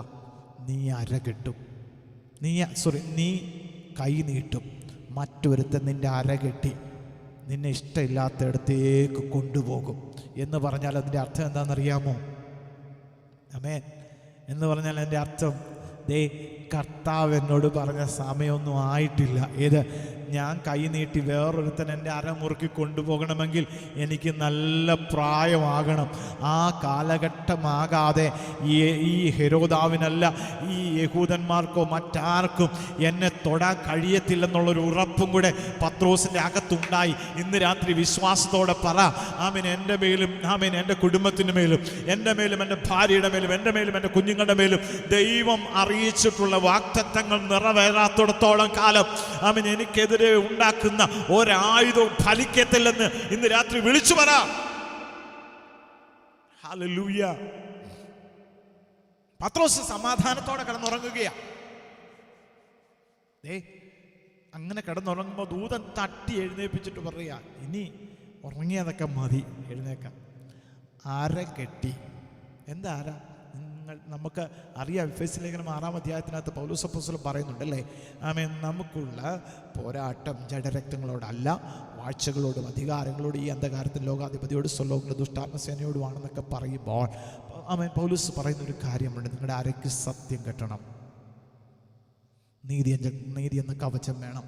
ഇതെല്ലാം കഴിഞ്ഞിട്ട് സമാധാന സുവിശേഷത്തിനായുള്ള ഒരുക്കം, കാലിന് ചെരുപ്പാക്കണം എന്നൊക്കെ പറഞ്ഞാൽ അത് വിശദീകരിക്കേണ്ട ഭാഗങ്ങളാണെങ്കിലും ഈ ഭാഗത്തോടുള്ള ബന്ധത്തിൽ മാത്രം ഞാനങ്ങ് പറഞ്ഞു പോകുകയാണ്. പത്രോസേ, ശുശ്രൂഷ ഇവിടം കൊണ്ട് അവസാനിച്ചിട്ടില്ല, ഇനിയുമുണ്ട് ചിലത് ചെയ്യാൻ. ഇനിയുമുണ്ട് അനേക സ്ഥലങ്ങളിലേക്ക് പോകാൻ. ഈ കാരാഗൃഹത്തിനകത്ത് ഒതുക്കപ്പെട്ട് ഇവിടെ വെച്ച് ശുശ്രൂഷ തീർന്നു എന്ന് പറഞ്ഞ് ആമേൻ അതേ നിർത്താനല്ല. ആമേൻ എനിക്ക് വേണ്ടി ആമേൻ ഹല്ലേലൂയ ഇന്ന് രാത്രി ഒരു വാതിൽ തുറക്കുമെന്ന് ഇന്ന് രാത്രി വിശ്വസിക്കാൻ കഴിയുമോ? പത്രോസിൻ്റെ അകത്തും സമാധാനത്തോടെ പത്രോസിന് ഉറങ്ങാൻ പറ്റിയത് ദൈവം എന്നോട് പറഞ്ഞ, കർത്താവ് എന്നോട് പറഞ്ഞ വാഗ്ദത്തം ഇതുവരെ നിവർത്തിയാകാത്തത് കൊണ്ട് എൻ്റെ ജീവിതത്തിൽ ഒരു ഹാനിയും സംഭവിക്കത്തില്ലെന്ന് അവൻ പത്രോസ് വിശ്വസിച്ചതുപോലെ ഇന്ന് രാത്രി അവൻ നമ്മളും കാരാഗ്രഹ സമാനമായ അനുഭവത്തിൽ ഇരുന്നെന്ന് പറഞ്ഞാലും, അല്ല നാളെ തല പോകുമെന്നോ, അല്ല നാളെ മരിച്ചു പോകുമെന്നോ, അല്ലെ ഈ അടുത്ത ദിവസങ്ങൾ എണ്ണപ്പെട്ടതാണെന്നോ ഒക്കെ ശത്രു വിധി പറയുമ്പോഴും ഇന്ന് രാത്രി പറ, അവൻ ദൈവം എന്നോട് അരുളി ചെയ്തത് നിവർത്തിക്കാത്തിടത്തോളം കാലം, അവൻ അതൊന്നും പൂർത്തീകരണത്തിലേക്ക് വരാത്തിടത്തോളം കാലം അവൻ ഒന്നിനും എന്നെ തൊടാൻ കഴിയത്തില്ല. ഹല്ലേലൂയ. ഇത് പുളിപ്പില്ലാത്ത അപ്പത്തിൻ്റെ പെരുന്നാളാണ് കേട്ടോ. ആമേൻ. ഫിലദൽഫിയ സഭയുടെ പ്രത്യേകതയും അതാ, അവർ വചനം കാക്കുന്നവരായിരുന്നു. ആമേൻ. പുളിപ്പുള്ളതായ ഉപദേശമല്ല, വിശുദ്ധിയുടെയും വേർപാടിൻ്റെയും ഉപദേശം അനുസരിച്ച് ജീവിക്കുന്നവന് വേണ്ടി ദൈവം ദൂതനെ ഇറക്കുകയാ. പത്രോസായിരിക്കുന്ന കാരാഗൃഹത്തിലേക്ക് ദൂതൻ ഇറങ്ങി. നോക്കണേ, 4 ചേവകരുള്ളതായ കൂട്ടത്തെ ഏൽപ്പിച്ചതാ. പക്ഷെ പത്രോസിനെ പുറത്തു കൊണ്ടുവരുമ്പോൾ ഇവരാരും കാണുന്നില്ല. നിങ്ങളൊന്ന് ശ്രദ്ധിച്ച് നോക്കിക്കേ. ദൈവം വിടുവിക്കും എന്ന് പറഞ്ഞാൽ ദൈവം വിടുവിക്കും. അത് എത്ര കോംപ്ലിക്കേറ്റഡ് ആയിട്ടുള്ള വിഷയമായിരുന്നാലും ദൈവത്തിന് വിടുവിക്കാൻ കഴിയുമെന്നാണ് ഇന്ന് രാത്രി ഞാൻ പറയുന്നത്. ഇനി പറ, പത്രോസ്, അയ്യോ എൻ്റെ ദൂതനെ, ഈ കാരാഗ്രഹത്തിൻ്റെ ചാവി വല്ലതും നിൻ്റെ കയ്യിലുണ്ടോ എന്നാണോ ചോദിക്കുന്നത്? നമ്മളാണ് ചോദിക്കും, ചാവി വല്ലതും കൈ കിട്ടിയായിരുന്നോ? ഈ നമ്മളിനി എഴുന്നേറ്റിട്ടോ ചെരുപ്പിട്ട് മുറുക്കിയിട്ടോ ഒന്നും കാര്യമില്ല. ഇത് സാധാരണ പൂട്ടൊന്നുമല്ല. ഇന്നത്തെ കാലത്ത് ഏറ്റവും നല്ല പൂട്ടൊക്കെയാണ് ഇവിടെ ഉപയോഗിക്കുന്നത്. അതുകൊണ്ട് ഇത് തുറക്കാത്തിടത്തോളം കാലം ഇത് പുറത്ത് ചാടാൻ പറ്റത്തില്ലെന്നല്ല പറയുന്നത്. അവൻ ദൂതൻ ഇറങ്ങിയപ്പോൾ പത്രോസിനോട് പറയുന്നു, നീ ഇറങ്ങി വാ, നീ എഴുന്നേറ്റ് അര കെട്ടി ചെരുപ്പിട്ട് മുറുക്കി വരാൻ. വന്നപ്പോൾ നമ്മൾ കാണുന്ന കാഴ്ച, 1-ാം കാവലും 2-ാം കാവലും തുറക്കപ്പെട്ടു എന്ന് പറയുമ്പോൾ അധികാരമുള്ളവൻ, നിയോഗം പ്രാപിച്ചവൻ, വാഗ്ദത്തം ലഭിച്ചവൻ എഴുന്നേറ്റ് ആ വാതിലിൻ്റെ അവിടെ വരെ ചെന്നപ്പോൾ ആ വാതിൽ തുറക്കപ്പെട്ടു. ഇതൊരു ദൂത പറയുന്നത് കേട്ടോ, ദൂത പറയുന്നത്. കാരണം നമ്മൾ ഇവിടുന്ന് പുറപ്പെടാത്രത്തോളം കാലം വാതിലൊന്നും തുറക്കപ്പെടുകയില്ല. നമ്മുടെ പ്രസൻസ് ചില വാതിൽ തുറക്കാൻ മുഖാന്തരമായി തരും. ചേർത്ത് പറയാൻ ദൈവാത്മാവിനോട് പറയുന്നതുകൊണ്ട് ഞാൻ പറയുക, ഈ യോശുവയുടെ കാലത്ത് ഈ ജനത്തിന് മുന്നോട്ട് പോകാൻ കഴിയാതെ യോർദാൻ വന്ന് നിൽക്കുകയാണ്. അപ്പോൾ ഈ യോശുവ പുരോഹിതന്മാരോട് പറയുന്ന ഒരു കാര്യമുണ്ട്, പെട്ടകം ചുമന്ന പുരോഹിതന്മാർ യോർദാന്റെ വക്കത്ത് കാഴ്ച വിട്ടട്ടെ എന്ന് പറഞ്ഞാൽ, നിയോഗം പ്രാപിച്ചവർ, അധികാരം ലഭിച്ചവർ, ശുശ്രൂഷയുള്ളവർ ഈ മരണ യോർദാനെ ഒന്ന് ചവിട്ടിയാൽ മതി, അത് പിളരും. നമ്മളിപ്പോഴും യോർദാൻ വറ്റാൻ നോക്കിയിരിക്കുക അല്ലേ? നമുക്ക് അങ്ങോട്ട് എന്താ പറയുക, കർത്താവെ അവിടം വരെ ചെന്നിട്ട് കാര്യമില്ല, വലിയ യോർദാനാണ്, ഭയങ്കര ആഴമാണ്, ഇതിനകത്ത് പോയവരാരും രക്ഷപ്പെട്ടിട്ടില്ല. നമ്മൾ പിന്നെ അവിടുത്തെ മരണസംഖ്യയും പിന്നെ എങ്ങനെയൊക്കെ ആളുകൾ മരിച്ചു, എത്ര മാസം അല്ലെ എത്ര ദിവസം കഴിഞ്ഞിട്ട് അവരുടെ ബോഡി കിട്ടിയ, ഇതൊക്കെ നമ്മൾ അന്വേഷിച്ചുകൊണ്ടിരിക്കും. പക്ഷേ അധികാരം പ്രാപിച്ചവൻ അല്ല, ഈ പെട്ടകം തോളി ചുമ്മാനുള്ളതായ ശുശ്രൂഷ പ്രാപിച്ചവർ ആ പെട്ടകം ചുമന്നുകൊണ്ട് ആ യോർദാനിലേക്കൊന്ന് ഇറങ്ങി നിന്നതേ ഉള്ളൂ. യോർദാന്റെ ഒഴുക്ക് നിന്നു, അത് 2ആയിട്ട് വിഭജിക്കപ്പെട്ടു. അങ്ങനെയെങ്കിൽ ഇന്ന് രാത്രി ഞാനൊരു കാര്യം പറയാം, പ്രതികൂലമാണ്, മുന്നോട്ട് പോകാൻ വഴിയില്ല, വഴികൾ അടഞ്ഞു കിടക്കുകയാണെന്നൊക്കെ പറയുമ്പോൾ ഇന്ന് രാത്രി ഞാനൊരു കാര്യം പറയാം, നമ്മളൊന്ന് അരകെട്ടി ചെരുപ്പിട്ട് മുറുക്കി ഒന്ന് എഴുന്നേക്കാൻ തയ്യാറാണോ? ഇന്ന് രാത്രി ചില വാതിലുകൾ നമ്മുടെ പ്രസൻസിൽ തന്നെ ദൈവാത്മാവ് തുറക്കാൻ പോകുകയാണ്. ചില സ്ഥലങ്ങളിലേക്ക് അഭിഷക്തന്മാർ കാൽ ചവിട്ടുമ്പോൾ തന്നെ ഹല്ലേലൂയ ചില വാതിലുകൾ ദൈവാത്മാവ് തുറക്കാൻ പോകുകയാണ്. യേശുവിന്റെ അധികാരമുള്ള നാമത്തിൽ ആമേൻ ഹല്ലേലൂയ. നിങ്ങളുടെ പ്രസൻസ് ഒരു ഓട്ടോമാറ്റിക് ഡോറിന്റെ മുമ്പിൽ ഒരു വ്യക്തി ചെല്ലുമ്പോൾ അത് ഓപ്പൺ ആകുന്നത് പോലെ ആമേൻ നിങ്ങളുടെ ചില പ്രസൻസ് ആമേൻ നിങ്ങൾ ചില കുടുംബങ്ങളിലേക്ക് കാൽ വയ്ക്കുമ്പോൾ തന്നെ ആമേൻ ദൈവാത്മാവ് ചില ഡോറുകൾ തുറക്കാൻ പോകുക. ഇന്ന് രാത്രി എത്ര പേര് വിശ്വസിക്കുന്നു എൻ്റെ മേലൊരു അധികാരവും എൻ്റെ മേലൊരു നിയോഗവും ദൈവാത്മാവ് തന്നിട്ടുള്ളത് കൊണ്ട് ആമേൻ ഈ നിയോഗം പ്രാപിച്ച് ഞാൻ വെറുതെ ഇരിക്കുകയല്ല. ആമേൻ ഈ ദിവസങ്ങളിൽ ഞാൻ എഴുന്നേറ്റ് ആമേൻ ആത്മാവിൽ ഒന്ന് നടക്കാൻ, ആത്മാവിൽ ഒന്ന് കാഴ്ചവെടി വെക്കാൻ തയ്യാറാകുമ്പോൾ ചില വാതിലുകൾ എനിക്ക് വേണ്ടി ദൈവം തുറക്കും.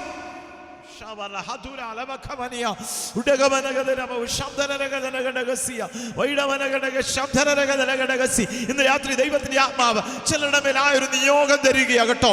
ആമേൻ അബ്രഹാമിനോട് ദൈവം പറഞ്ഞു, നീ എഴുന്നേറ്റ് കിഴക്കോട്ടും പടിഞ്ഞാറോട്ടും തെക്കോട്ടും വടക്കോട്ടും നടക്കാൻ. ആമേൻ നീ ഉള്ളങ്കാൽ ചവിട്ടുന്ന ദേശം ഞാൻ നിനക്കും നിന്റെ സന്തതിക്കും ശാശ്വതാവകാശമായി തരുമെന്ന് ആമേൻ ദൈവം അരുളി ചെയ്തെങ്കിൽ, അങ്ങനെ തന്നെ ദൈവം ചെയ്തെങ്കിൽ ഇന്ന് രാത്രി ദൈവാത്മാവ് വിളിച്ചു പറയുന്നു, അഭിഷക്തന്മാരെ ആമേൻ കിഴക്കോട്ടും പടിഞ്ഞാറോട്ടും തെക്കോട്ടും വടക്കോട്ടും ആമേൻ വെറുതെ നടക്കുകയല്ല.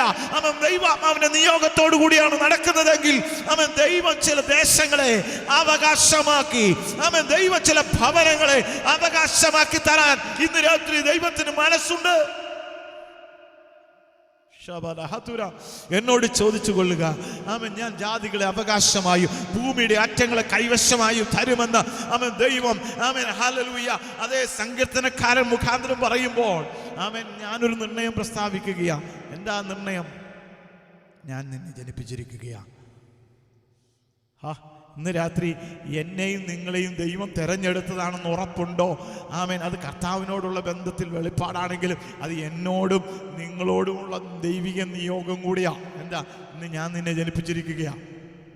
നമ്മളെയും കർത്താവ് ക്രിസ്തു ജനിപ്പിച്ചതല്ലേ?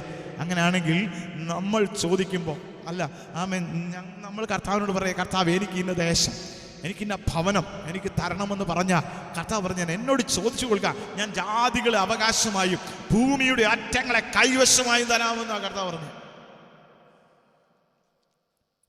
ഈ ദിവസങ്ങളിൽ ഞാനൊരു കാര്യം പറയാം, നമ്മളൊന്ന് എഴുന്നേക്കാൻ തയ്യാറാണോ? നിശ്ചയമായും ദൈവം വാതിൽ തുറന്നിരിക്കും. ഉറപ്പാ. ഇതിനകത്ത് എനിക്കറിയാം സെലക്റ്റഡ് ആയിട്ടുള്ള കുറച്ച് പേരേ ഉള്ളൂ. ഇത് വലിയൊരു എന്താ പറയുക, വലിയൊരു മാസ് ോടല്ല ഞാൻ സംസാരിക്കുന്നത്. ഇതിനകത്ത് ഈ ദൂത് കേൾക്കാനായിട്ടുള്ള ആൾക്കാരേ ഉള്ളൂ. സ്തോത്രം. ഇന്ന് രാത്രി നമ്മളൊന്ന് എഴുന്നേക്കാൻ തയ്യാറാണെങ്കിൽ നിശ്ചയമായും ആമേൻ വാതിൽ ഇപ്പോഴും നമ്മൾ കർത്താവേ അവിടെ വരെ പോയിട്ട് എന്താ കാര്യം? ആ കല്ലറയിലേക്ക് പോയി സ്ത്രീകൾ സത്യത്തിൽ പറയുന്നത് എന്താ? നമുക്ക് വേണ്ടി ആര് കല്ലുരുട്ടി മാറ്റും? നമ്മളിതൊക്കെ ആയിട്ട് അവിടെ ചെന്നിട്ട് വെറുതെ ചന്തയ്ക്ക് പോയിട്ട് തിരിച്ചു വരുന്നത് പോലെ ആയിപ്പോവും അല്ലേ? പക്ഷേ അവർ ഒരു കാര്യം ചെയ്തു. അവർ ചെയ്തത് എന്താണെന്നറിയാമോ? ഈ സുഗന്ധവർഗവുമായിട്ട് ഒരുക്കിയ സുഗന്ധവർഗവുമായിട്ട് അവർ കല്ലറയിലേക്ക് പോകുകയാണ്. അവരുടെ ഉള്ളിൽ ഒറ്റ ചിന്തയുള്ളൂ, കർത്താവിനെ കാണണം. അവിടെ ചെല്ലുമ്പോൾ കണ്ടതോ കർത്താവുമില്ല. പക്ഷേ ഒരു കാര്യം അവിടെ വ്യക്തമാണ്. എന്താ? കല്ലറയുടെ മുമ്പിലുള്ള വാതിൽ മാറ്റി വെച്ചിരിക്കുക എന്ന് പറഞ്ഞാൽ ആ കല്ല് മാറ്റി വെച്ചിരിക്കുകയാണ്. എൻ്റെ ചോദ്യം, യേശുവിന് ഉയർത്തെഴുന്നേൽക്കണമെങ്കിൽ കല്ല് മാറണമായിരുന്നു? രൂപാന്തര ശരീരനായ യേശുവിന് പുറത്തു വരാൻ കല്ല് മാറേണ്ട കാര്യമില്ല. കാര്യം യേശു കർത്താവ് പിന്നീട് അവസരങ്ങളിലൊക്കെ ശിഷ്യന്മാർ കതകടച്ചിരിക്കുമ്പോൾ യേശു അവരുടെ നടുവിൽ വന്ന് നിങ്ങൾക്ക് സമാധാനമെന്ന് പറഞ്ഞിട്ടുള്ളതായ ചരിത്രങ്ങൾ നമ്മൾ ബൈബിളിൽ വായിക്കുന്നുണ്ട്.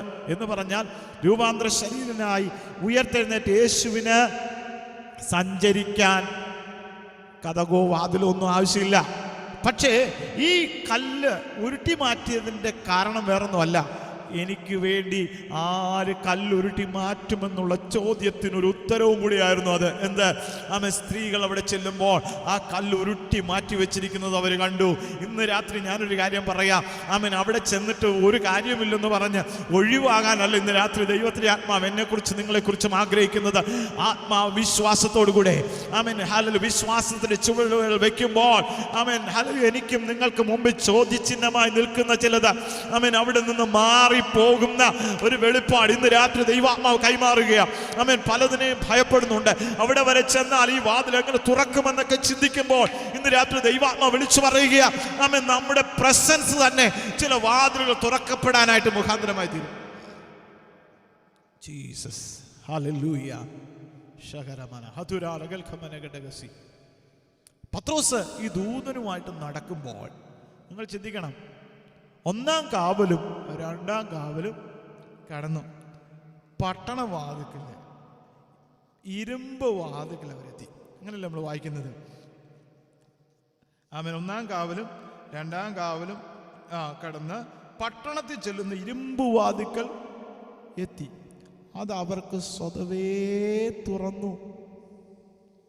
നിങ്ങൾ ചിന്തിക്കണം, ദൂതൻ ഇറങ്ങി ഈ വലിയ പൂട്ടൊക്കെ തുറന്നു എന്നൊന്നും അല്ല ഇവിടെ എഴുതിയിരിക്കുന്നത്.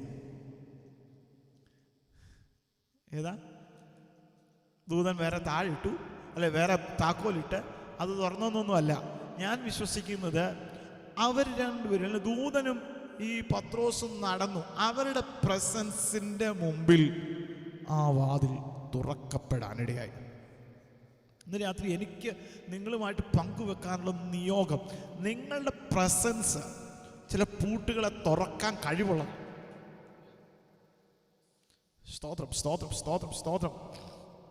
ഇന്ന് രാത്രി എത്ര പേർക്ക് ആ ദൂത് ഗ്രഹിക്കാനും ഏറ്റെടുക്കാൻ കഴിയുമെന്ന് എനിക്ക് അറിയത്തില്ല. പക്ഷേ ഒരു കാര്യം ഞാൻ ഇന്ന് വരെ പറയാത്ത മെസ്സേജാണ്. ഇന്ന് വരെ ദൈവത്തിൻ്റെ ആത്മാവ് എനിക്ക് ഇപ്പോൾ തരുന്ന സന്ദേശം ഞാൻ അങ്ങനെ തന്നെ കൈമാറുകയാണ്. നമ്മുടെ പ്രസൻസ്, വാക്തത്വമുള്ളവൻ്റെ, വചനം പ്രമാണിക്കുന്നവൻ്റെ പ്രസൻസ് തന്നെ ചില പൂട്ടുകളെ തുറക്കുന്നതാണ്. Praise God, praise God. പത്രോസ് ചെല്ലുമ്പോൾ, ദൂതനും പത്രോസുമായിട്ട് നടക്കുമ്പോൾ, അവർ ചെല്ലുന്ന നിമിഷം, അവർ ചെല്ലുമ്പോൾ ആ വാതിൽ ഇവർക്ക് മുമ്പിൽ സ്വതവേ തുറക്കുകയാണ്. ഇത് മുമ്പേ തുറന്നു വെച്ചിരുന്നാണെങ്കിൽ ആരോ തുറന്നു വെച്ചതിനകത്തൂടെ പത്രോസ് രക്ഷപ്പെട്ടതാണെന്നേ പറയാൻ പറ്റുള്ളായിരുന്നു. പക്ഷെ ഇതിപ്പോൾ അവർ ചെല്ലുമ്പോൾ അവർക്ക് മുമ്പിൽ ഇത് തുറക്കുകയാണ്. നിങ്ങൾക്ക് മനസ്സിലാകുന്നുണ്ടോ? ഈ ഓട്ടോമാറ്റിക് സ്ലൈഡിംഗ് ഡോർ പോലെ ഒരു വ്യക്തി ചെന്ന് നിൽക്കുമ്പോൾ ആ വ്യക്തിയുടെ പ്രസൻസിൽ ആ ഡോറ് തുറക്കുന്നത് പോലെ അധികാരമുള്ള, നിയോഗമുള്ള, ദൈവവചനം കാക്കുന്ന, ശ്രദ്ധിക്കണേ, ഫിലദൽഫിയ സഭയോടുള്ള ദൂതതാ, നിന്റെ പ്രവൃത്തി ഞാൻ അറിയുന്നു. ആ പ്രവൃത്തി എന്താ? നീ എൻ്റെ വചനം കാത്തു, എൻ്റെ നാമം നിഷേധിച്ചിട്ടില്ല. ഈ പത്രോസിനെ ഒന്ന് നോക്കിക്കഴിഞ്ഞാൽ ഒരിക്കൽ എനിക്ക് യേശുവിനെ അറിയത്തില്ലെന്ന് പറഞ്ഞ ആളാണ്, അല്ലേ? പക്ഷേ പിന്നീടുള്ള കാലഘട്ടങ്ങൾ നോക്കിക്കഴിഞ്ഞാൽ ഈ പത്രോസിൻ്റെ മരണമൊക്കെ നമുക്കറിയാം. എൻ്റെ യേശുവിനെ എങ്ങനെയാ ക്രൂശിച്ചെങ്കിൽ എനിക്ക് ആഗ്രഹം തലകീഴായി ക്രൂശിക്കപ്പെടാനാണ്. നോക്കണേ, പിന്നെ ഒരിടത്തും ഈ നാമം നിഷേധിച്ചതായിട്ടോ അല്ലെങ്കിൽ ഈ ശുശ്രൂഷയ്ക്ക് ഇറങ്ങിയത് ഒരു തോൽവിയായിട്ടോ പത്രോസ് പറഞ്ഞിട്ടില്ല. ഹല്ലേലൂയ. കർത്താവിൻ്റെ നാമം നിഷേധിക്കാത്തവന് വേണ്ടി, ദൈവത്തിൻ്റെ വചനം കാത്തവന് വേണ്ടി ദൈവം ഒരു ദൂതനെ അയച്ച് ആ കാരാഗ്രഹത്തിൽ നിന്ന് പത്രോസിനെ പുറത്തു കൊണ്ടുവന്നു. ആ പുറത്തു കൊണ്ടുവന്നതിന് ശേഷം നമ്മൾ ആ ഭാഗം ഇങ്ങനെ വായിക്കുന്നത്, ആമേൻ, ഹല്ലേലൂയ. അതവർക്ക് സ്വതവേ തുറന്നു. അവർ പുറത്തിറങ്ങി ഒരു തെരുവ് കടന്നു. ഉടനെ ദൂതൻ അവനെ വിട്ടുപോയി. പത്രോസിന് സുബോധം വന്നിട്ട് കർത്താവ് തൻ്റെ ദൂതനെ അയച്ച് ഹെരോദാവിൻ്റെ കയ്യിൽ നിന്നും യഹൂദാ ജനത്തിൻ്റെ സകല പ്രതീക്ഷയിൽ നിന്ന് എന്നെ വിടുവിച്ചു എന്ന് ഞാൻ ഇപ്പോൾ വാസ്തവമായി അറിയുന്നു എന്ന് അവൻ പറഞ്ഞു. കേട്ടോ, ഇതെല്ലാം ഒരു സ്വപ്നം പോലെയായിരുന്നു. ഏത്? അൺകോൺഷ്യസ് മൈൻഡിൽ സംഭവിച്ചതുപോലെ പത്രോസിന് തോന്നുകയാണ്. എന്താ? ഇതെല്ലാം കഴിഞ്ഞ് പുറത്ത് വന്നു കഴിഞ്ഞപ്പോഴാണ് പുള്ളിക്ക് സുബോധം വീഴുന്നത്, എന്ന് പറഞ്ഞാൽ നോർമൽ മൈൻഡിലേക്ക് വരുന്നത്. അതുവരെ അദ്ദേഹത്തെ എന്താ പറയുക, ആ വാതിലിൻ്റെ മുന്നേ കൊണ്ട് നിൽക്കുമ്പോഴും ദൂതൻ്റെ പുറകെ നടക്കുമ്പോഴും ഒക്കെ ഒരു പക്ഷേ പത്രോസിന് ഒരു നോർമൽ മൈൻഡ് ആയിരിക്കത്തില്ല. കാരണം ഇങ്ങനൊരു വിടുതൽ എൻ്റെ ജീവിതത്തിൽ ഒരിക്കലും ഉണ്ടാകത്തില്ല, അല്ലെങ്കിൽ ഉണ്ടാകാൻ സാധ്യതയില്ലെന്നൊക്കെ ആയിരിക്കാം ഒരു പക്ഷേ പത്രോസും വിചാരിച്ചിരുന്നത്.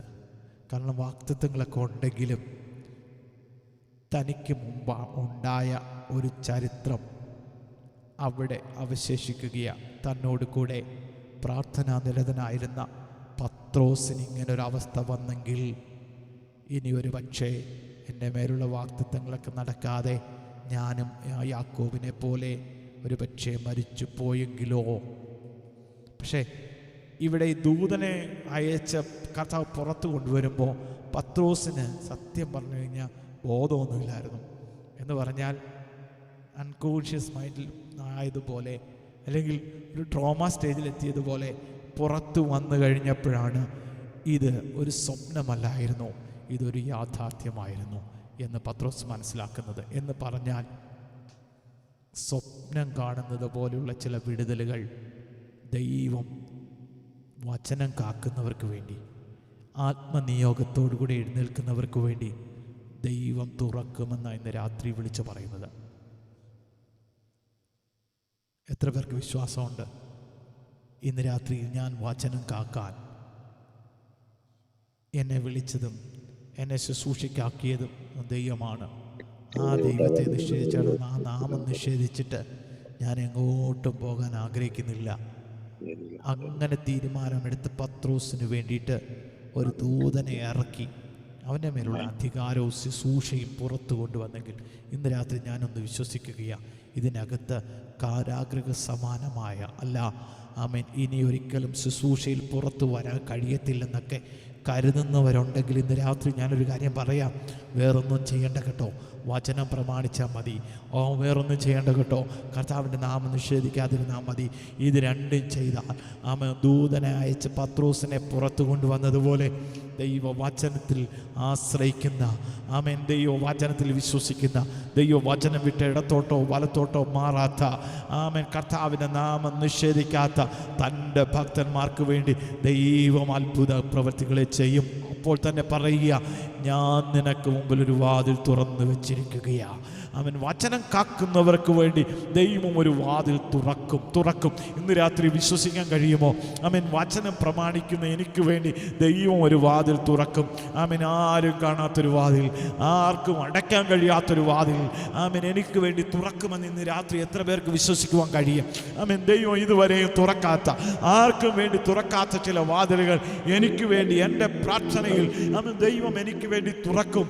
അവൻ പത്രോസിന് വേണ്ടി ദൈവം തുറന്നത്, ആമേൻ ഹല്ലേലൂയ, അതേ ആ താഴും പൂട്ടുമൊക്കെ ഇട്ടവന് മാത്രമേ അത് പൂട്ടാനും തുറക്കാനും പറ്റത്തുള്ളൂ. പക്ഷേ ആമേൻ ഉലകത്തിൽ ഒരു ശക്തിക്കും അല്ല, ഉലകത്തിൽ ഒരാൾക്കും ഈ പൂട്ട് തുറക്കാൻ കഴിയത്തില്ലെന്നൊക്കെ ആയിരിക്കാം കാരാഗ്രഹ പ്രമാണിയുടെ ഈ ജയിലറുടെയൊക്കെ വിശ്വാസം. എന്നാൽ ആമേൻ ഹല്ലേലൂയ, മനുഷ്യൻ പൂട്ടിയ ആ പൂട്ട് ആമേൻ ഉയരത്തിലെ ദൈവം ആമേൻ പത്രോസും ആമേൻ ദൂതനും നടന്നു വന്നപ്പോൾ അവരുടെ പ്രസൻസിൽ ആ പൂട്ട് തുറന്നെങ്കിൽ ഇന്ന് രാത്രി ഞാനൊരു കാര്യം വിശ്വസിക്കുകയാണ്, വചനം കാക്കുന്ന ദൈവ മക്കൾക്ക് വേണ്ടി ആമേൻ ദൈവം വാതിലുകളെ തുറന്ന് ആമേൻ ഹല്ലേലൂയ പുറത്തു വരുത്തുന്ന ദൈവമാണ്. ഇന്ന് രാത്രി എല്ലാ കണ്ണുകളും ഒരു നിമിഷം അടയ്ക്കട്ടെ.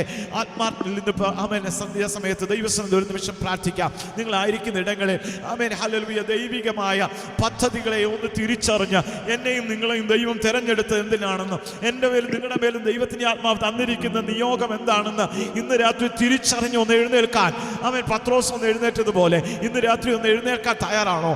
Amen hallelujah. അരകെട്ടി ചെരുപ്പിട്ട് മുറുക്കി ഇന്ന് രാത്രി ശുശ്രൂഷ മാറ്റിവെച്ചവർ ഇതിനകത്തുണ്ട്. ആമേൻ ഇന്നലകളിൽ പ്രയോജനപ്പെട്ടതുപോലെ ആമേൻ പ്രയോജനപ്പെടാൻ കഴിയാതെ അലസമായി ഉറങ്ങുന്നവർ ആമേൻ ഹല്ലേലൂയ അരയൊക്കെ അയച്ച് ചെരുപ്പൊക്കെ ഊരി വെച്ച് ആമേൻ മയങ്ങുന്നവരുണ്ട്. ഇന്ന് രാത്രി ദൈവാത്മാവ് നിങ്ങളെ തൊട്ടുണർത്തി പറയുക, എഴുന്നേൽക്ക്. അരകെട്ടി മുറുക്കി ചെരുപ്പിട്ട് മുറുക്കി ആമേൻ ദൂതന്റെ പുറകെ വരാൻ പറഞ്ഞപ്പോൾ പത്രോസ് യാതൊരു തടസ്സവും കൂടാതെ ആമേൻ വാക്കനുസരിച്ച് പുറത്തു വന്നെങ്കിൽ ആമേൻ അവന് മുമ്പിൽ ആ തുറക്കപ്പെട്ടത് വാതില്. ആമേൻ ഇന്ന് രാത്രിയിൽ ഞാനൊരു കാര്യം വിളിച്ചു പറയുക, ആമേൻ ദൈവ വചനം കേട്ട് ദൈവത്തിന്റെ ആലോചന അനുസരിച്ച് ആമേൻ മുമ്പിൽ എന്താണെന്നോ ആമേൻ മുമ്പിൽ തടസ്സമുണ്ടെന്നൊക്കെ പറഞ്ഞ് എക്സ്ക്യൂസ് പറഞ്ഞിരിക്കുന്നവർക്ക് വേണ്ടി അല്ല ദൈവം വാതിൽ തുറക്കുന്നത്. Amen hallelujah. ദൂതന്റെ വാക്ക് കേട്ട് അരകെട്ടി ചെരുപ്പിട്ട് മുറുക്കി ആമേൻ പുറകെ വന്നവന് വേണ്ടി ആമേൻ ഹല്ലേലൂയ അവൻ ചെന്ന് നിന്ന നിമിഷം തന്നെ വാതിലുകൾ തുറക്കുവാനിടയായി. ഞാൻ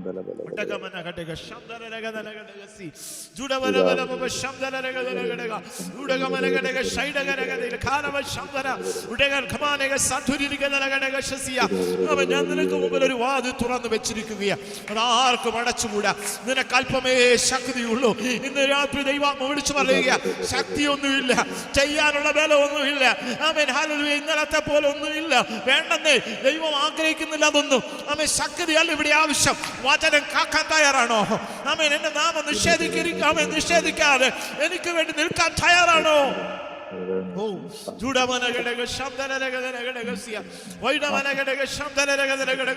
നിനക്ക് അല്പമേ ശക്തി ഉള്ളുവെങ്കിലും നീ എന്റെ വചനം കാത്തു. ആമേൻ. ഹല്ലേലൂയ. ഇന്ന് രാത്രി ദൈവാത്മാവ് പറയുന്നത് ആമേൻ അല്പമേ ശക്തി ഉള്ളൂ, മതി. ആമേൻ. ഹല്ലേലൂയ. എന്നാൽ എന്റെ വചനം കാക്കാൻ തയ്യാറാണോ? ഇന്ന് രാത്രി ആമേൻ നമുക്ക് വേണ്ടി ഒരു വാതിൽ ദൈവം തുറന്നു വെച്ചിരിക്കുകയാണ്. Hallelujah, hallelujah, hallelujah, hallelujah, hallelujah. ഇന്ന് രാത്രി ഒരു വിശാലതയ്ക്ക് വേണ്ടി, ശുശ്രൂഷയിൽ ഒരു വിശാലതയ്ക്ക് വേണ്ടി ആഗ്രഹിക്കുന്ന ചിലർ ഇതിനകത്ത് ഇരിപ്പുണ്ടാകും. ഇന്ന് രാത്രി ദൈവാത്മ പറയുന്നു ആമേൻ ചില വാഗ്ദത്തങ്ങൾ ഹല്ലേലൂയ ചേർത്ത് പറയാൻ ദൈവാത്മ പറയുന്ന സമയം മുന്നോട്ട് പോയെന്ന് എനിക്കറിയാം. പക്ഷേ ആമേൻ ഇന്ന് രാത്രി ദൈവത്തിൻ്റെ ആത്മാവിനോട് പറയുന്നത് ആമേൻ നിയോഗം പ്രാപിച്ചവനായിരുന്നു പത്രോസ്. എങ്ങനെ? നീ ആമേൻ പത്രോസാണ്, ഈ പാറമേ ഞാൻ എൻ്റെ സഭയെ പണിയും, പാതാള ഗോപുരങ്ങൾ അതിനെ ജയിക്കയില്ല. എന്നിട്ട് യേശു കർത്താവ് പറയുക, സ്വർഗരാജ്യത്തിൻ്റെ താക്കോൽ ഞാൻ നിനക്ക് തരികയാണ്. നീ ഭൂമിയിൽ കെട്ടുന്നത് സ്വർഗത്തിൽ കെട്ടപ്പെട്ടിരിക്കും, നീ ഭൂമിയിൽ അഴിക്കുന്നത് സ്വർഗത്തിലും അഴിഞ്ഞിരിക്കും. കെട്ടാനും അഴിക്കാനും അധികാരം ലഭിച്ചവനാണ്, നിയോഗം ലഭിച്ചവനാണ് പത്രോസ്. ആണേ, ആ നിയോഗം ലഭിച്ചവനാണ് ഇപ്പോൾ അകത്തായേക്കുന്നത്. ഇന്ന് രാത്രി ഞാനൊരു കാര്യം പറയാം. ചില നിയോഗങ്ങൾ, ചില ശുശ്രൂഷകൾ പ്രാപിച്ചവർ, എനിക്കറിയില്ല, ദൈവത്തിൻ്റെ ആത്മാവ് ഇന്ന് രാത്രി ചിലരെ ആമേൻ തൊട്ട് സംസാരിക്കുകയാണ്. എന്ന് പറഞ്ഞാൽ ആമേൻ കർത്താവ് ഡയറക്റ്റ് ശുശ്രൂഷ ഏൽപ്പിച്ചതാണ് പത്രോസിനെ. എന്ന് പറഞ്ഞാൽ ദേ, നീ ഭൂമി കെട്ടുന്നത് സ്വർഗത്തിൽ കെട്ടപ്പെട്ടിരിക്കും, നീ ഭൂമിയിൽ അഴിക്കുന്നത് സ്വർഗത്തിലും അഴിഞ്ഞിരിക്കും. എന്ന് പറഞ്ഞാൽ അഴിക്കാനും കെട്ടാനും അധികാരം ലഭിച്ചവനെയായി അകത്തിട്ടേക്കുന്നത്. ചിന്തിക്കണം, അഴിക്കാനും കെട്ടാനും അധികാരമുള്ളവനെയാണ് ഇപ്പോൾ അകത്തിട്ടിരിക്കുന്നത്. പിശാച് വിചാരിച്ചിരിക്കുന്നത് ഇവനെ അങ്ങ് കെട്ടി ഒതുക്കി കഴിഞ്ഞാൽ ഈ പ്രസ്ഥാനം അങ്ങ് ഇല്ലാണ്ടാകും, ഇത് അവസാനിക്കും. ഇല്ലെന്നേ, ഇന്ന് രാത്രി ഞാനൊരു കാര്യം പറയാം. ഒറ്റ കാര്യം ചെയ്താൽ മതി. പത്രോസിനെ പോലെ അവൻ വചനം കാക്കുന്നവനായി, സഹിഷ്ണുതയുള്ളവനായി, ദൂതൻ പറഞ്ഞതുപോലെ അരകെട്ടി ചെരുപ്പിട്ടി മുറുക്കി പുറകെ അങ്ങ് നടന്നാൽ മതി. അങ്ങനെ നടക്കുമ്പോൾ വാതിലുകൾ ഒന്നൊന്നായി തുറക്കപ്പെടാൻ പോകുകയാണ്. ആമേൻ, ഒന്നൊന്നായി തുറക്കപ്പെടാൻ പോകുകയാണ്. നിങ്ങൾ ചുവട് വെക്കുമ്പോൾ തന്നെ ചില വാതിലുകൾ, ആമേൻ ഹല്ലേലൂയ. ഒന്നാമത് ആ ശുശ്രൂഷയുടെ അധികാരം. എന്ത്? ആമേൻ, എനിക്ക് ദൈവം ഒരധികാരം തന്നു അഴിക്കാൻ. ആമേൻ, ദൈവം എനിക്കൊരധികാരം തന്നു കെട്ടാൻ. ആ രണ്ട് അധികാരവും ആമേൻ പത്രോസിൻ്റെ ജീവിതത്തിൽ പിന്നെയും ദൈവം തെളിയിക്കുകയാണ്. ഏത്? ആമേൻ, ഈ ഉലകത്തിലെ ചിലർ കെട്ടിയ കെട്ട്, ഇനി ഒരിക്കലും പുറത്തിറങ്ങരുതെന്നൊക്കെ പറഞ്ഞ് കെട്ടിയ കെട്ട്, ഇനി മേലാൽ ഇവൻ്റെ മേലുള്ള ശുശ്രൂഷ വെളിപ്പെടരുതെന്ന് പറഞ്ഞ് കെട്ടിയ കെട്ട് തമ്പുരാൻ അഴിച്ച് ആമേൻ പത്രോസിനെ പുറത്തു കൊണ്ടുവന്നു. അങ്ങനെയെങ്കിൽ ഇന്ന് രാത്രി ദൈവത്തിനെ ആത്മ വിളിച്ച് പറയുക, ആമേൻ നിയോഗം എൻ്റെ മേലും നിങ്ങളുടെ മേലും ആണെങ്കിൽ എന്നെയും നിങ്ങളെയും കെട്ടി ഒതുക്കണമെന്നാ പിശാച് ആഗ്രഹിക്കുന്നത്. ഇന്ന് രാത്രി തിരിച്ചറിയുക. Amen hallelujah. ദൂതൻ ഇറങ്ങി അവനോട് പറയുന്നത്, ആമേൻ നീ അരകെട്ടി ചെരുപ്പിട്ട് മുറുക്കി എൻ്റെ പുറകെ വന്നാൽ മതി. ഇന്ന് രാത്രി ദൈവാത്മാ വിളിച്ചു പറയുന്നതും അത് തന്നെയാ. ആമേൻ, മുന്നിൽ വാതിൽ അടഞ്ഞു കിടക്കുകയാണെന്നോ, ഇതിൻ്റെ താക്കോൽ ആരുടെ കയ്യിലൊക്കെ ആണെന്നോ, നാളെ എന്നെ കൊല്ലാൻ വിധിച്ചേക്കുകയാണെന്നോ, ആമേൻ ഇതിനകത്തുനിന്ന് രക്ഷപ്പെടാനൊരു വഴിയില്ലെന്നോ, ഇവിടെ കൊണ്ട് എൻ്റെ അവൻ്റെ ശുശ്രൂഷയും എൻ്റെ പരിപാടിയെല്ലാം അവസാനിച്ചു വന്നോ ഒന്നും അല്ല ഇന്ന് രാത്രി ചിന്തിക്കേണ്ടത്. അതിനപ്പുറം ആമേൻ എന്നെക്കുറിച്ചുള്ള വാഗ്ദത്തം. രണ്ട് കാര്യമാണ് ഇന്ന് രാത്രി ദൈവാത്മാ പിന്നെ ഊന്നി പറയുന്നത്. ആമേൻ, ഒന്ന് യേശു കർത്താവ് നേരിട്ട് പറഞ്ഞൊരു കാര്യമാണ്, നീ കൈ നീട്ടും മറ്റൊരുത്തൻ നിന്റെ ആര മുറുക്കും, ആമേൻ നിന്നെ ഇഷ്ടമില്ലാത്തടത്തേക്ക് കൊണ്ടുപോകും എന്ന് പറഞ്ഞാൽ നീണ്ട കാലം അല്ല, നല്ല വാർദ്ധക്യത്തിൽ വരെ പത്രോസ് ശുശ്രൂഷ ചെയ്യുമെന്നുള്ളതായി ആലോചന കിടക്കുകയാണ്. രണ്ട്, ആമേൻ ഇനിയും ചിലത് ശുശ്രൂഷകൾ പിന്നെയും ചെയ്യാനുള്ളത് ആമേൻ ബാക്കി ശേഷിച്ചിരിക്കുന്നത് കൊണ്ട് ആമേൻ ഇവിടം കൊണ്ട് ഞാൻ അവസാനിക്കത്തില്ല. ആമേൻ.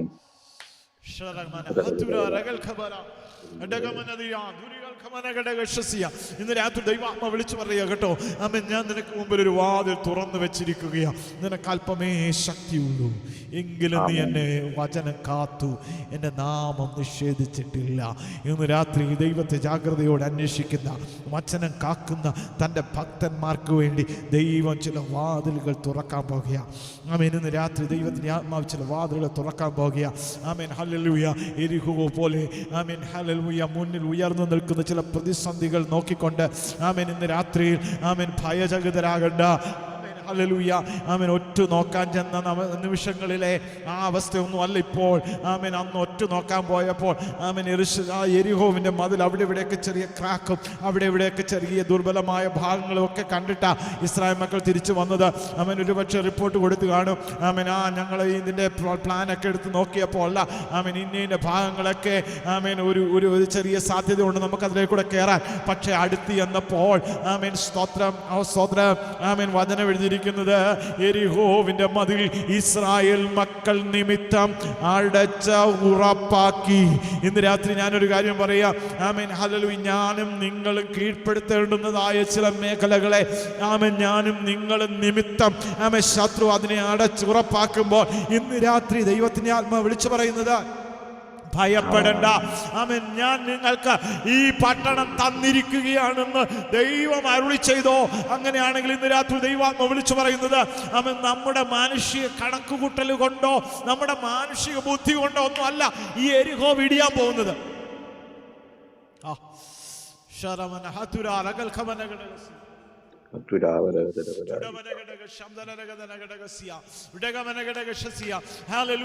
എത്ര പേര് വിശ്വസിക്കുന്നു?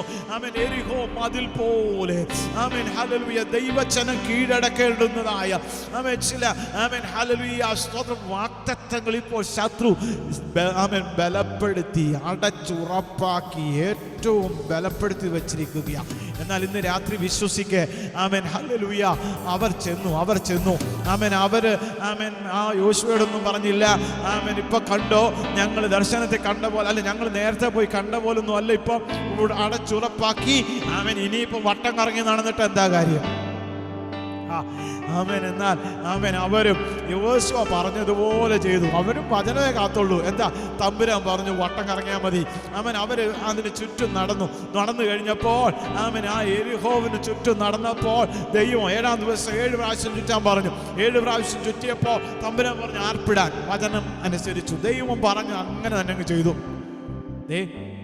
ഇത്രയും വലിയൊരു മതിൽ അത് ഇടിഞ്ഞു വീണെന്ന് മനസ്സിലാകുന്നുണ്ടോ? പിൽക്കാലത്തും ആ വാഗ്ദത്തം അല്ല, ആ കാര്യം ആമേൻ, സ്തോത്രം, പിന്നീട് ജീവിതത്തിൽ സംഭവിച്ചിട്ടുണ്ട്. ആമേൻ, എരിഹോവ് ഒരിക്കൽ യോശുവ നിമിത്തം ആമേൻ തകർക്കപ്പെട്ടതാണ്. പിന്നീട് ഏലിയാവിൻ്റെ കാലത്ത് ഇത് ഒരാൾ പണിയാനായിട്ട് തുടങ്ങിയപ്പോൾ അത് പിന്നെയും ആമേൻ അടിസ്ഥാനമിട്ട നിമിഷം അവൻ്റെ മൂത്ത മകൻ മരിച്ചു.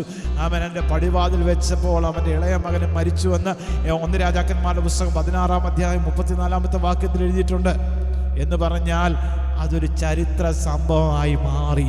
ഇത്രയേ ഉള്ളൂ. ആമേൻ, പെട്ടകം ചുമന്ന പുരോഹിതന്മാർ യോർദാന്റെ വക്കത്ത് കാൽ ചവിട്ടിയതുപോലെ ആമേൻ, നിയോഗം പ്രാപിച്ചവർ, വചനം അനുസരിക്കുന്നവർ എരിഹോവിന് ചുറ്റും നടന്നതുപോലെ ഇന്ന് രാത്രി വചനം അനുസരിച്ചാൽ മതി. തമ്പുരാൻ പറയുന്ന അങ്ങ് ചെയ്താൽ മതി, ബാക്കി കർത്താവ് ചെയ്തോളും. ആമേൻ, ഹല്ലേലൂയ. ഇന്ന് രാത്രി വിശ്വാസത്തോടെ പറ, എരിഹോ മതിലും ആമേൻ ഉയർന്നു നിന്നാലും അതിൻ്റെ വലിപ്പമൊന്നും എനിക്കൊരു സാരമല്ല. ആമേൻ, ഒന്നിച്ച് നാം ആർപ്പിടുമ്പോൾ ആമേൻ മതിൽ വീഴും, കാൽച്ചുവെട്ടി. നമുക്ക് ഒരുമിച്ച് അല്പനിമിഷം ഒന്ന് പാടി ദൈവത്തെ ആരാധിക്കാം. നിങ്ങൾ ഇരിക്കുന്ന ഇടത്ത് ആമേൻ സ്വാതന്ത്ര്യത്തോടെ ദൈവത്തെ ആരാധിക്കാനുള്ള സാവകാശം ഉണ്ടെങ്കിൽ ഒരുമിച്ച് നമുക്ക് ആ പാട്ടിന് ഈരടികൾ ഒന്ന് ചേർന്ന് പാടാം. ആമേൻ, എരിഹോ മതിലുകൾ ഉയർന്നു നിന്നാലും അതിന്റെ വലിപ്പമോ സാരമില്ല, ഒന്നിച്ച് നാം ആർപ്പിട്ടെന്നാൽ ആമേൻ വൻമതിൽ വീഴും കാൽച്ചുവട്ടിൽ. ആമേൻ, ഒരുമിച്ച് പാടി കർത്താവിനെ ആരാധിക്കാം. ഹല്ലേലൂയ.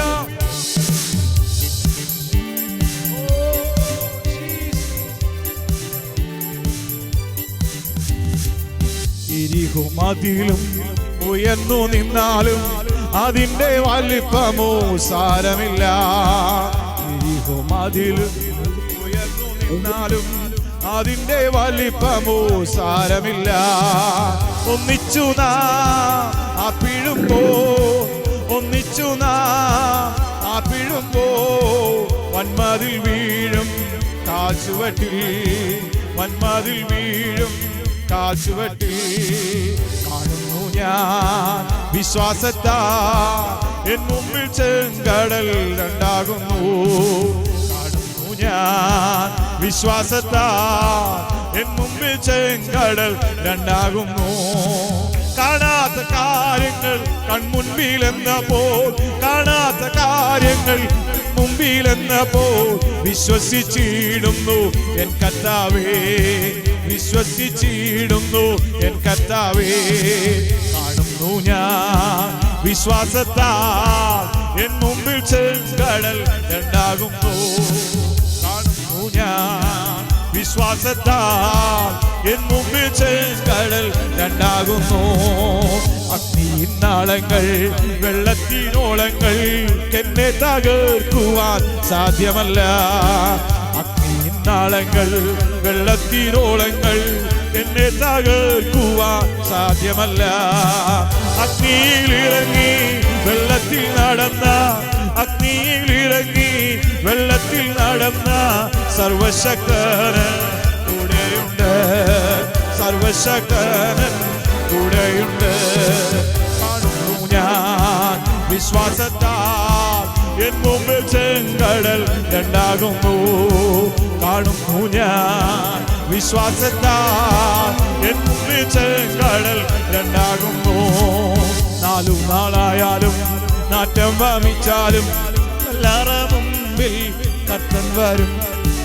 4 നാളായാലും നാറ്റം വമിച്ചാലും കല്ലറ മുമ്പിൽ കർത്തൻ വരും.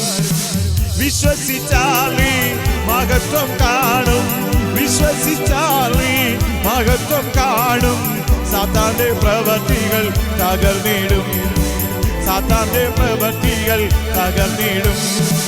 കാണുന്നു ഞാൻ വിശ്വാസത്താൽ എൻ മുമ്പിൽ ചെങ്കടൽ രണ്ടാകുന്നു.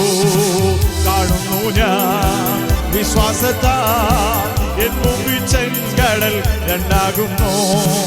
കാണാത്ത കാര്യങ്ങൾ കൺമുമ്പിലെന്നപ്പോൾ, കാണാത്ത കാര്യങ്ങൾ കൺമുമ്പിലെന്നപ്പോൾ വിശ്വസിച്ചിടുന്നു എൻ കർത്താവേ, വിശ്വസിച്ചിടുന്നു എൻ കർത്താവേ.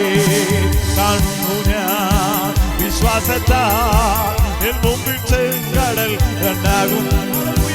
കാണുന്നു ഞാൻ വിശ്വാസത്താൽ എൻ മുമ്പിൽ ചെങ്കടൽ രണ്ടാകുന്നു.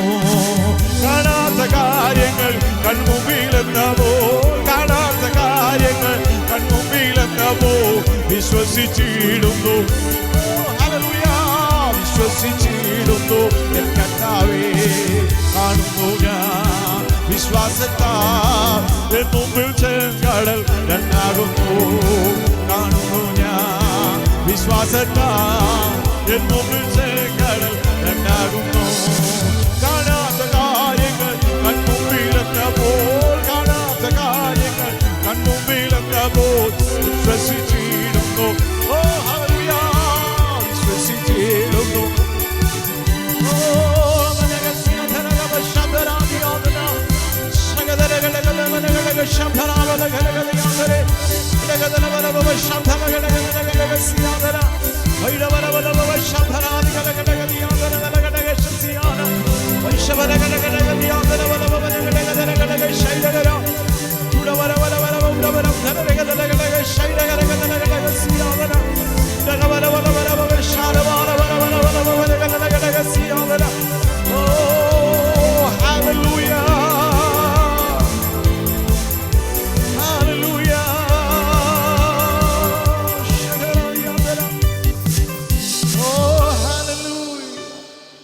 നിനക്കല്പമേ ശക്തിയുള്ളൂ.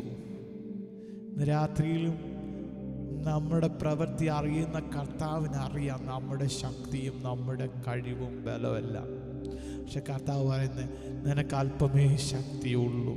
ശരിയാ, പക്ഷേ നീ എൻ്റെ വചനം കാത്തു. ഇന്ന് രാത്രി ഒരു നിമിഷം കണ്ണുകളെ അടയ്ക്കാം, ദൈവസന്നിധിയിൽ ഒരു നിമിഷം പ്രാർത്ഥിക്കുക. കർത്താവേ, വിശുദ്ധനും സത്യവാനും ദാവീദിന്റെ താക്കോൽ കയ്യിലുള്ളവനുമായി അരുളി ചെയ്ത് ഞാൻ നിന്റെ പ്രവൃത്തി അറിയുന്നു. ഞാൻ നിന്റെ മുമ്പിൽ ഒരു വാതിൽ തുറന്നു വെച്ചിരിക്കുന്നു, അതാർക്കും അടച്ചുകൂടാ. ഇന്ന് രാത്രി കർത്താവേ, ഞങ്ങൾ അങ്ങയുടെ വചനം കാക്കുമ്പോൾ ഞങ്ങളുടെ മേലുള്ള ദൈവിക ശുശ്രൂഷകൾ തിരിച്ചറിഞ്ഞ് ഞങ്ങൾ എഴുന്നേൽക്കാൻ തയ്യാറാകുമ്പോൾ ആർക്കും തുറക്കാൻ പറ്റാത്ത വാതിലുകൾ അവിടുന്ന് ഞങ്ങൾക്ക് മുമ്പിൽ തുറക്കാൻ പോകുന്നത് കൊണ്ട് സ്തോത്രം. ഇന്ന് രാത്രിയിൽ വചനം കേട്ട എല്ലാവരുടെ മേലും ഈ അധികാരത്തിൻ്റെ ഒരു പകർച്ച ഇന്ന് മുതൽ ദൈവാത്മാവ് പകരണമേ.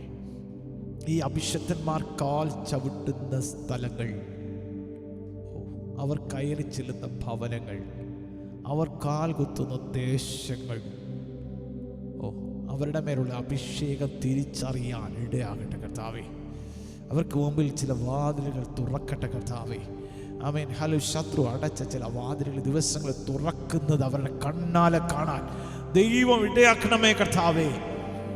പ്രാർത്ഥിക്കുന്നവരുടെ നടുവിൽ വന്ന് പത്രോസ് ദൈവം തൻ്റെ ദൂതനെ അയച്ച് ഹെരോദാവിൻ്റെ കയ്യിൽ നിന്നും യൂദന്മാരുടെ സകല പ്രതീക്ഷയിൽ നിന്നും വാസ്തവമായി രക്ഷിച്ചുവെന്നുള്ള സാക്ഷ്യം പറഞ്ഞതുപോലെ ഇന്ന് രാത്രിയിലും ഈ നിമിഷവും കർത്താവേ അങ്ങനെയുള്ളതായ സാക്ഷ്യങ്ങൾ ഉരുവാകേണ്ടതിന് അടിയൻ പ്രാർത്ഥിക്കുന്നു. തിരുക്കരങ്ങളിലേക്ക് ഏൽപ്പിക്കുന്നു. മഹത്വമെല്ലാം അങ്ങേക്ക് യേശുവിൻ നാമത്തിൽ തന്നെ. ആമേൻ, ആമേൻ, ആമേൻ. ഈ വചനങ്ങളെ കർത്താവ് അനുഗ്രഹിക്കട്ടെ. ശുശ്രൂഷയ്ക്കായി അവസരം നൽകിയ കർത്താവ് ദാസന് നന്ദി പറയുന്നു. എല്ലാവരെയും ധാരാളമായി കർത്താവ് അനുഗ്രഹിക്കട്ടെ. God bless you.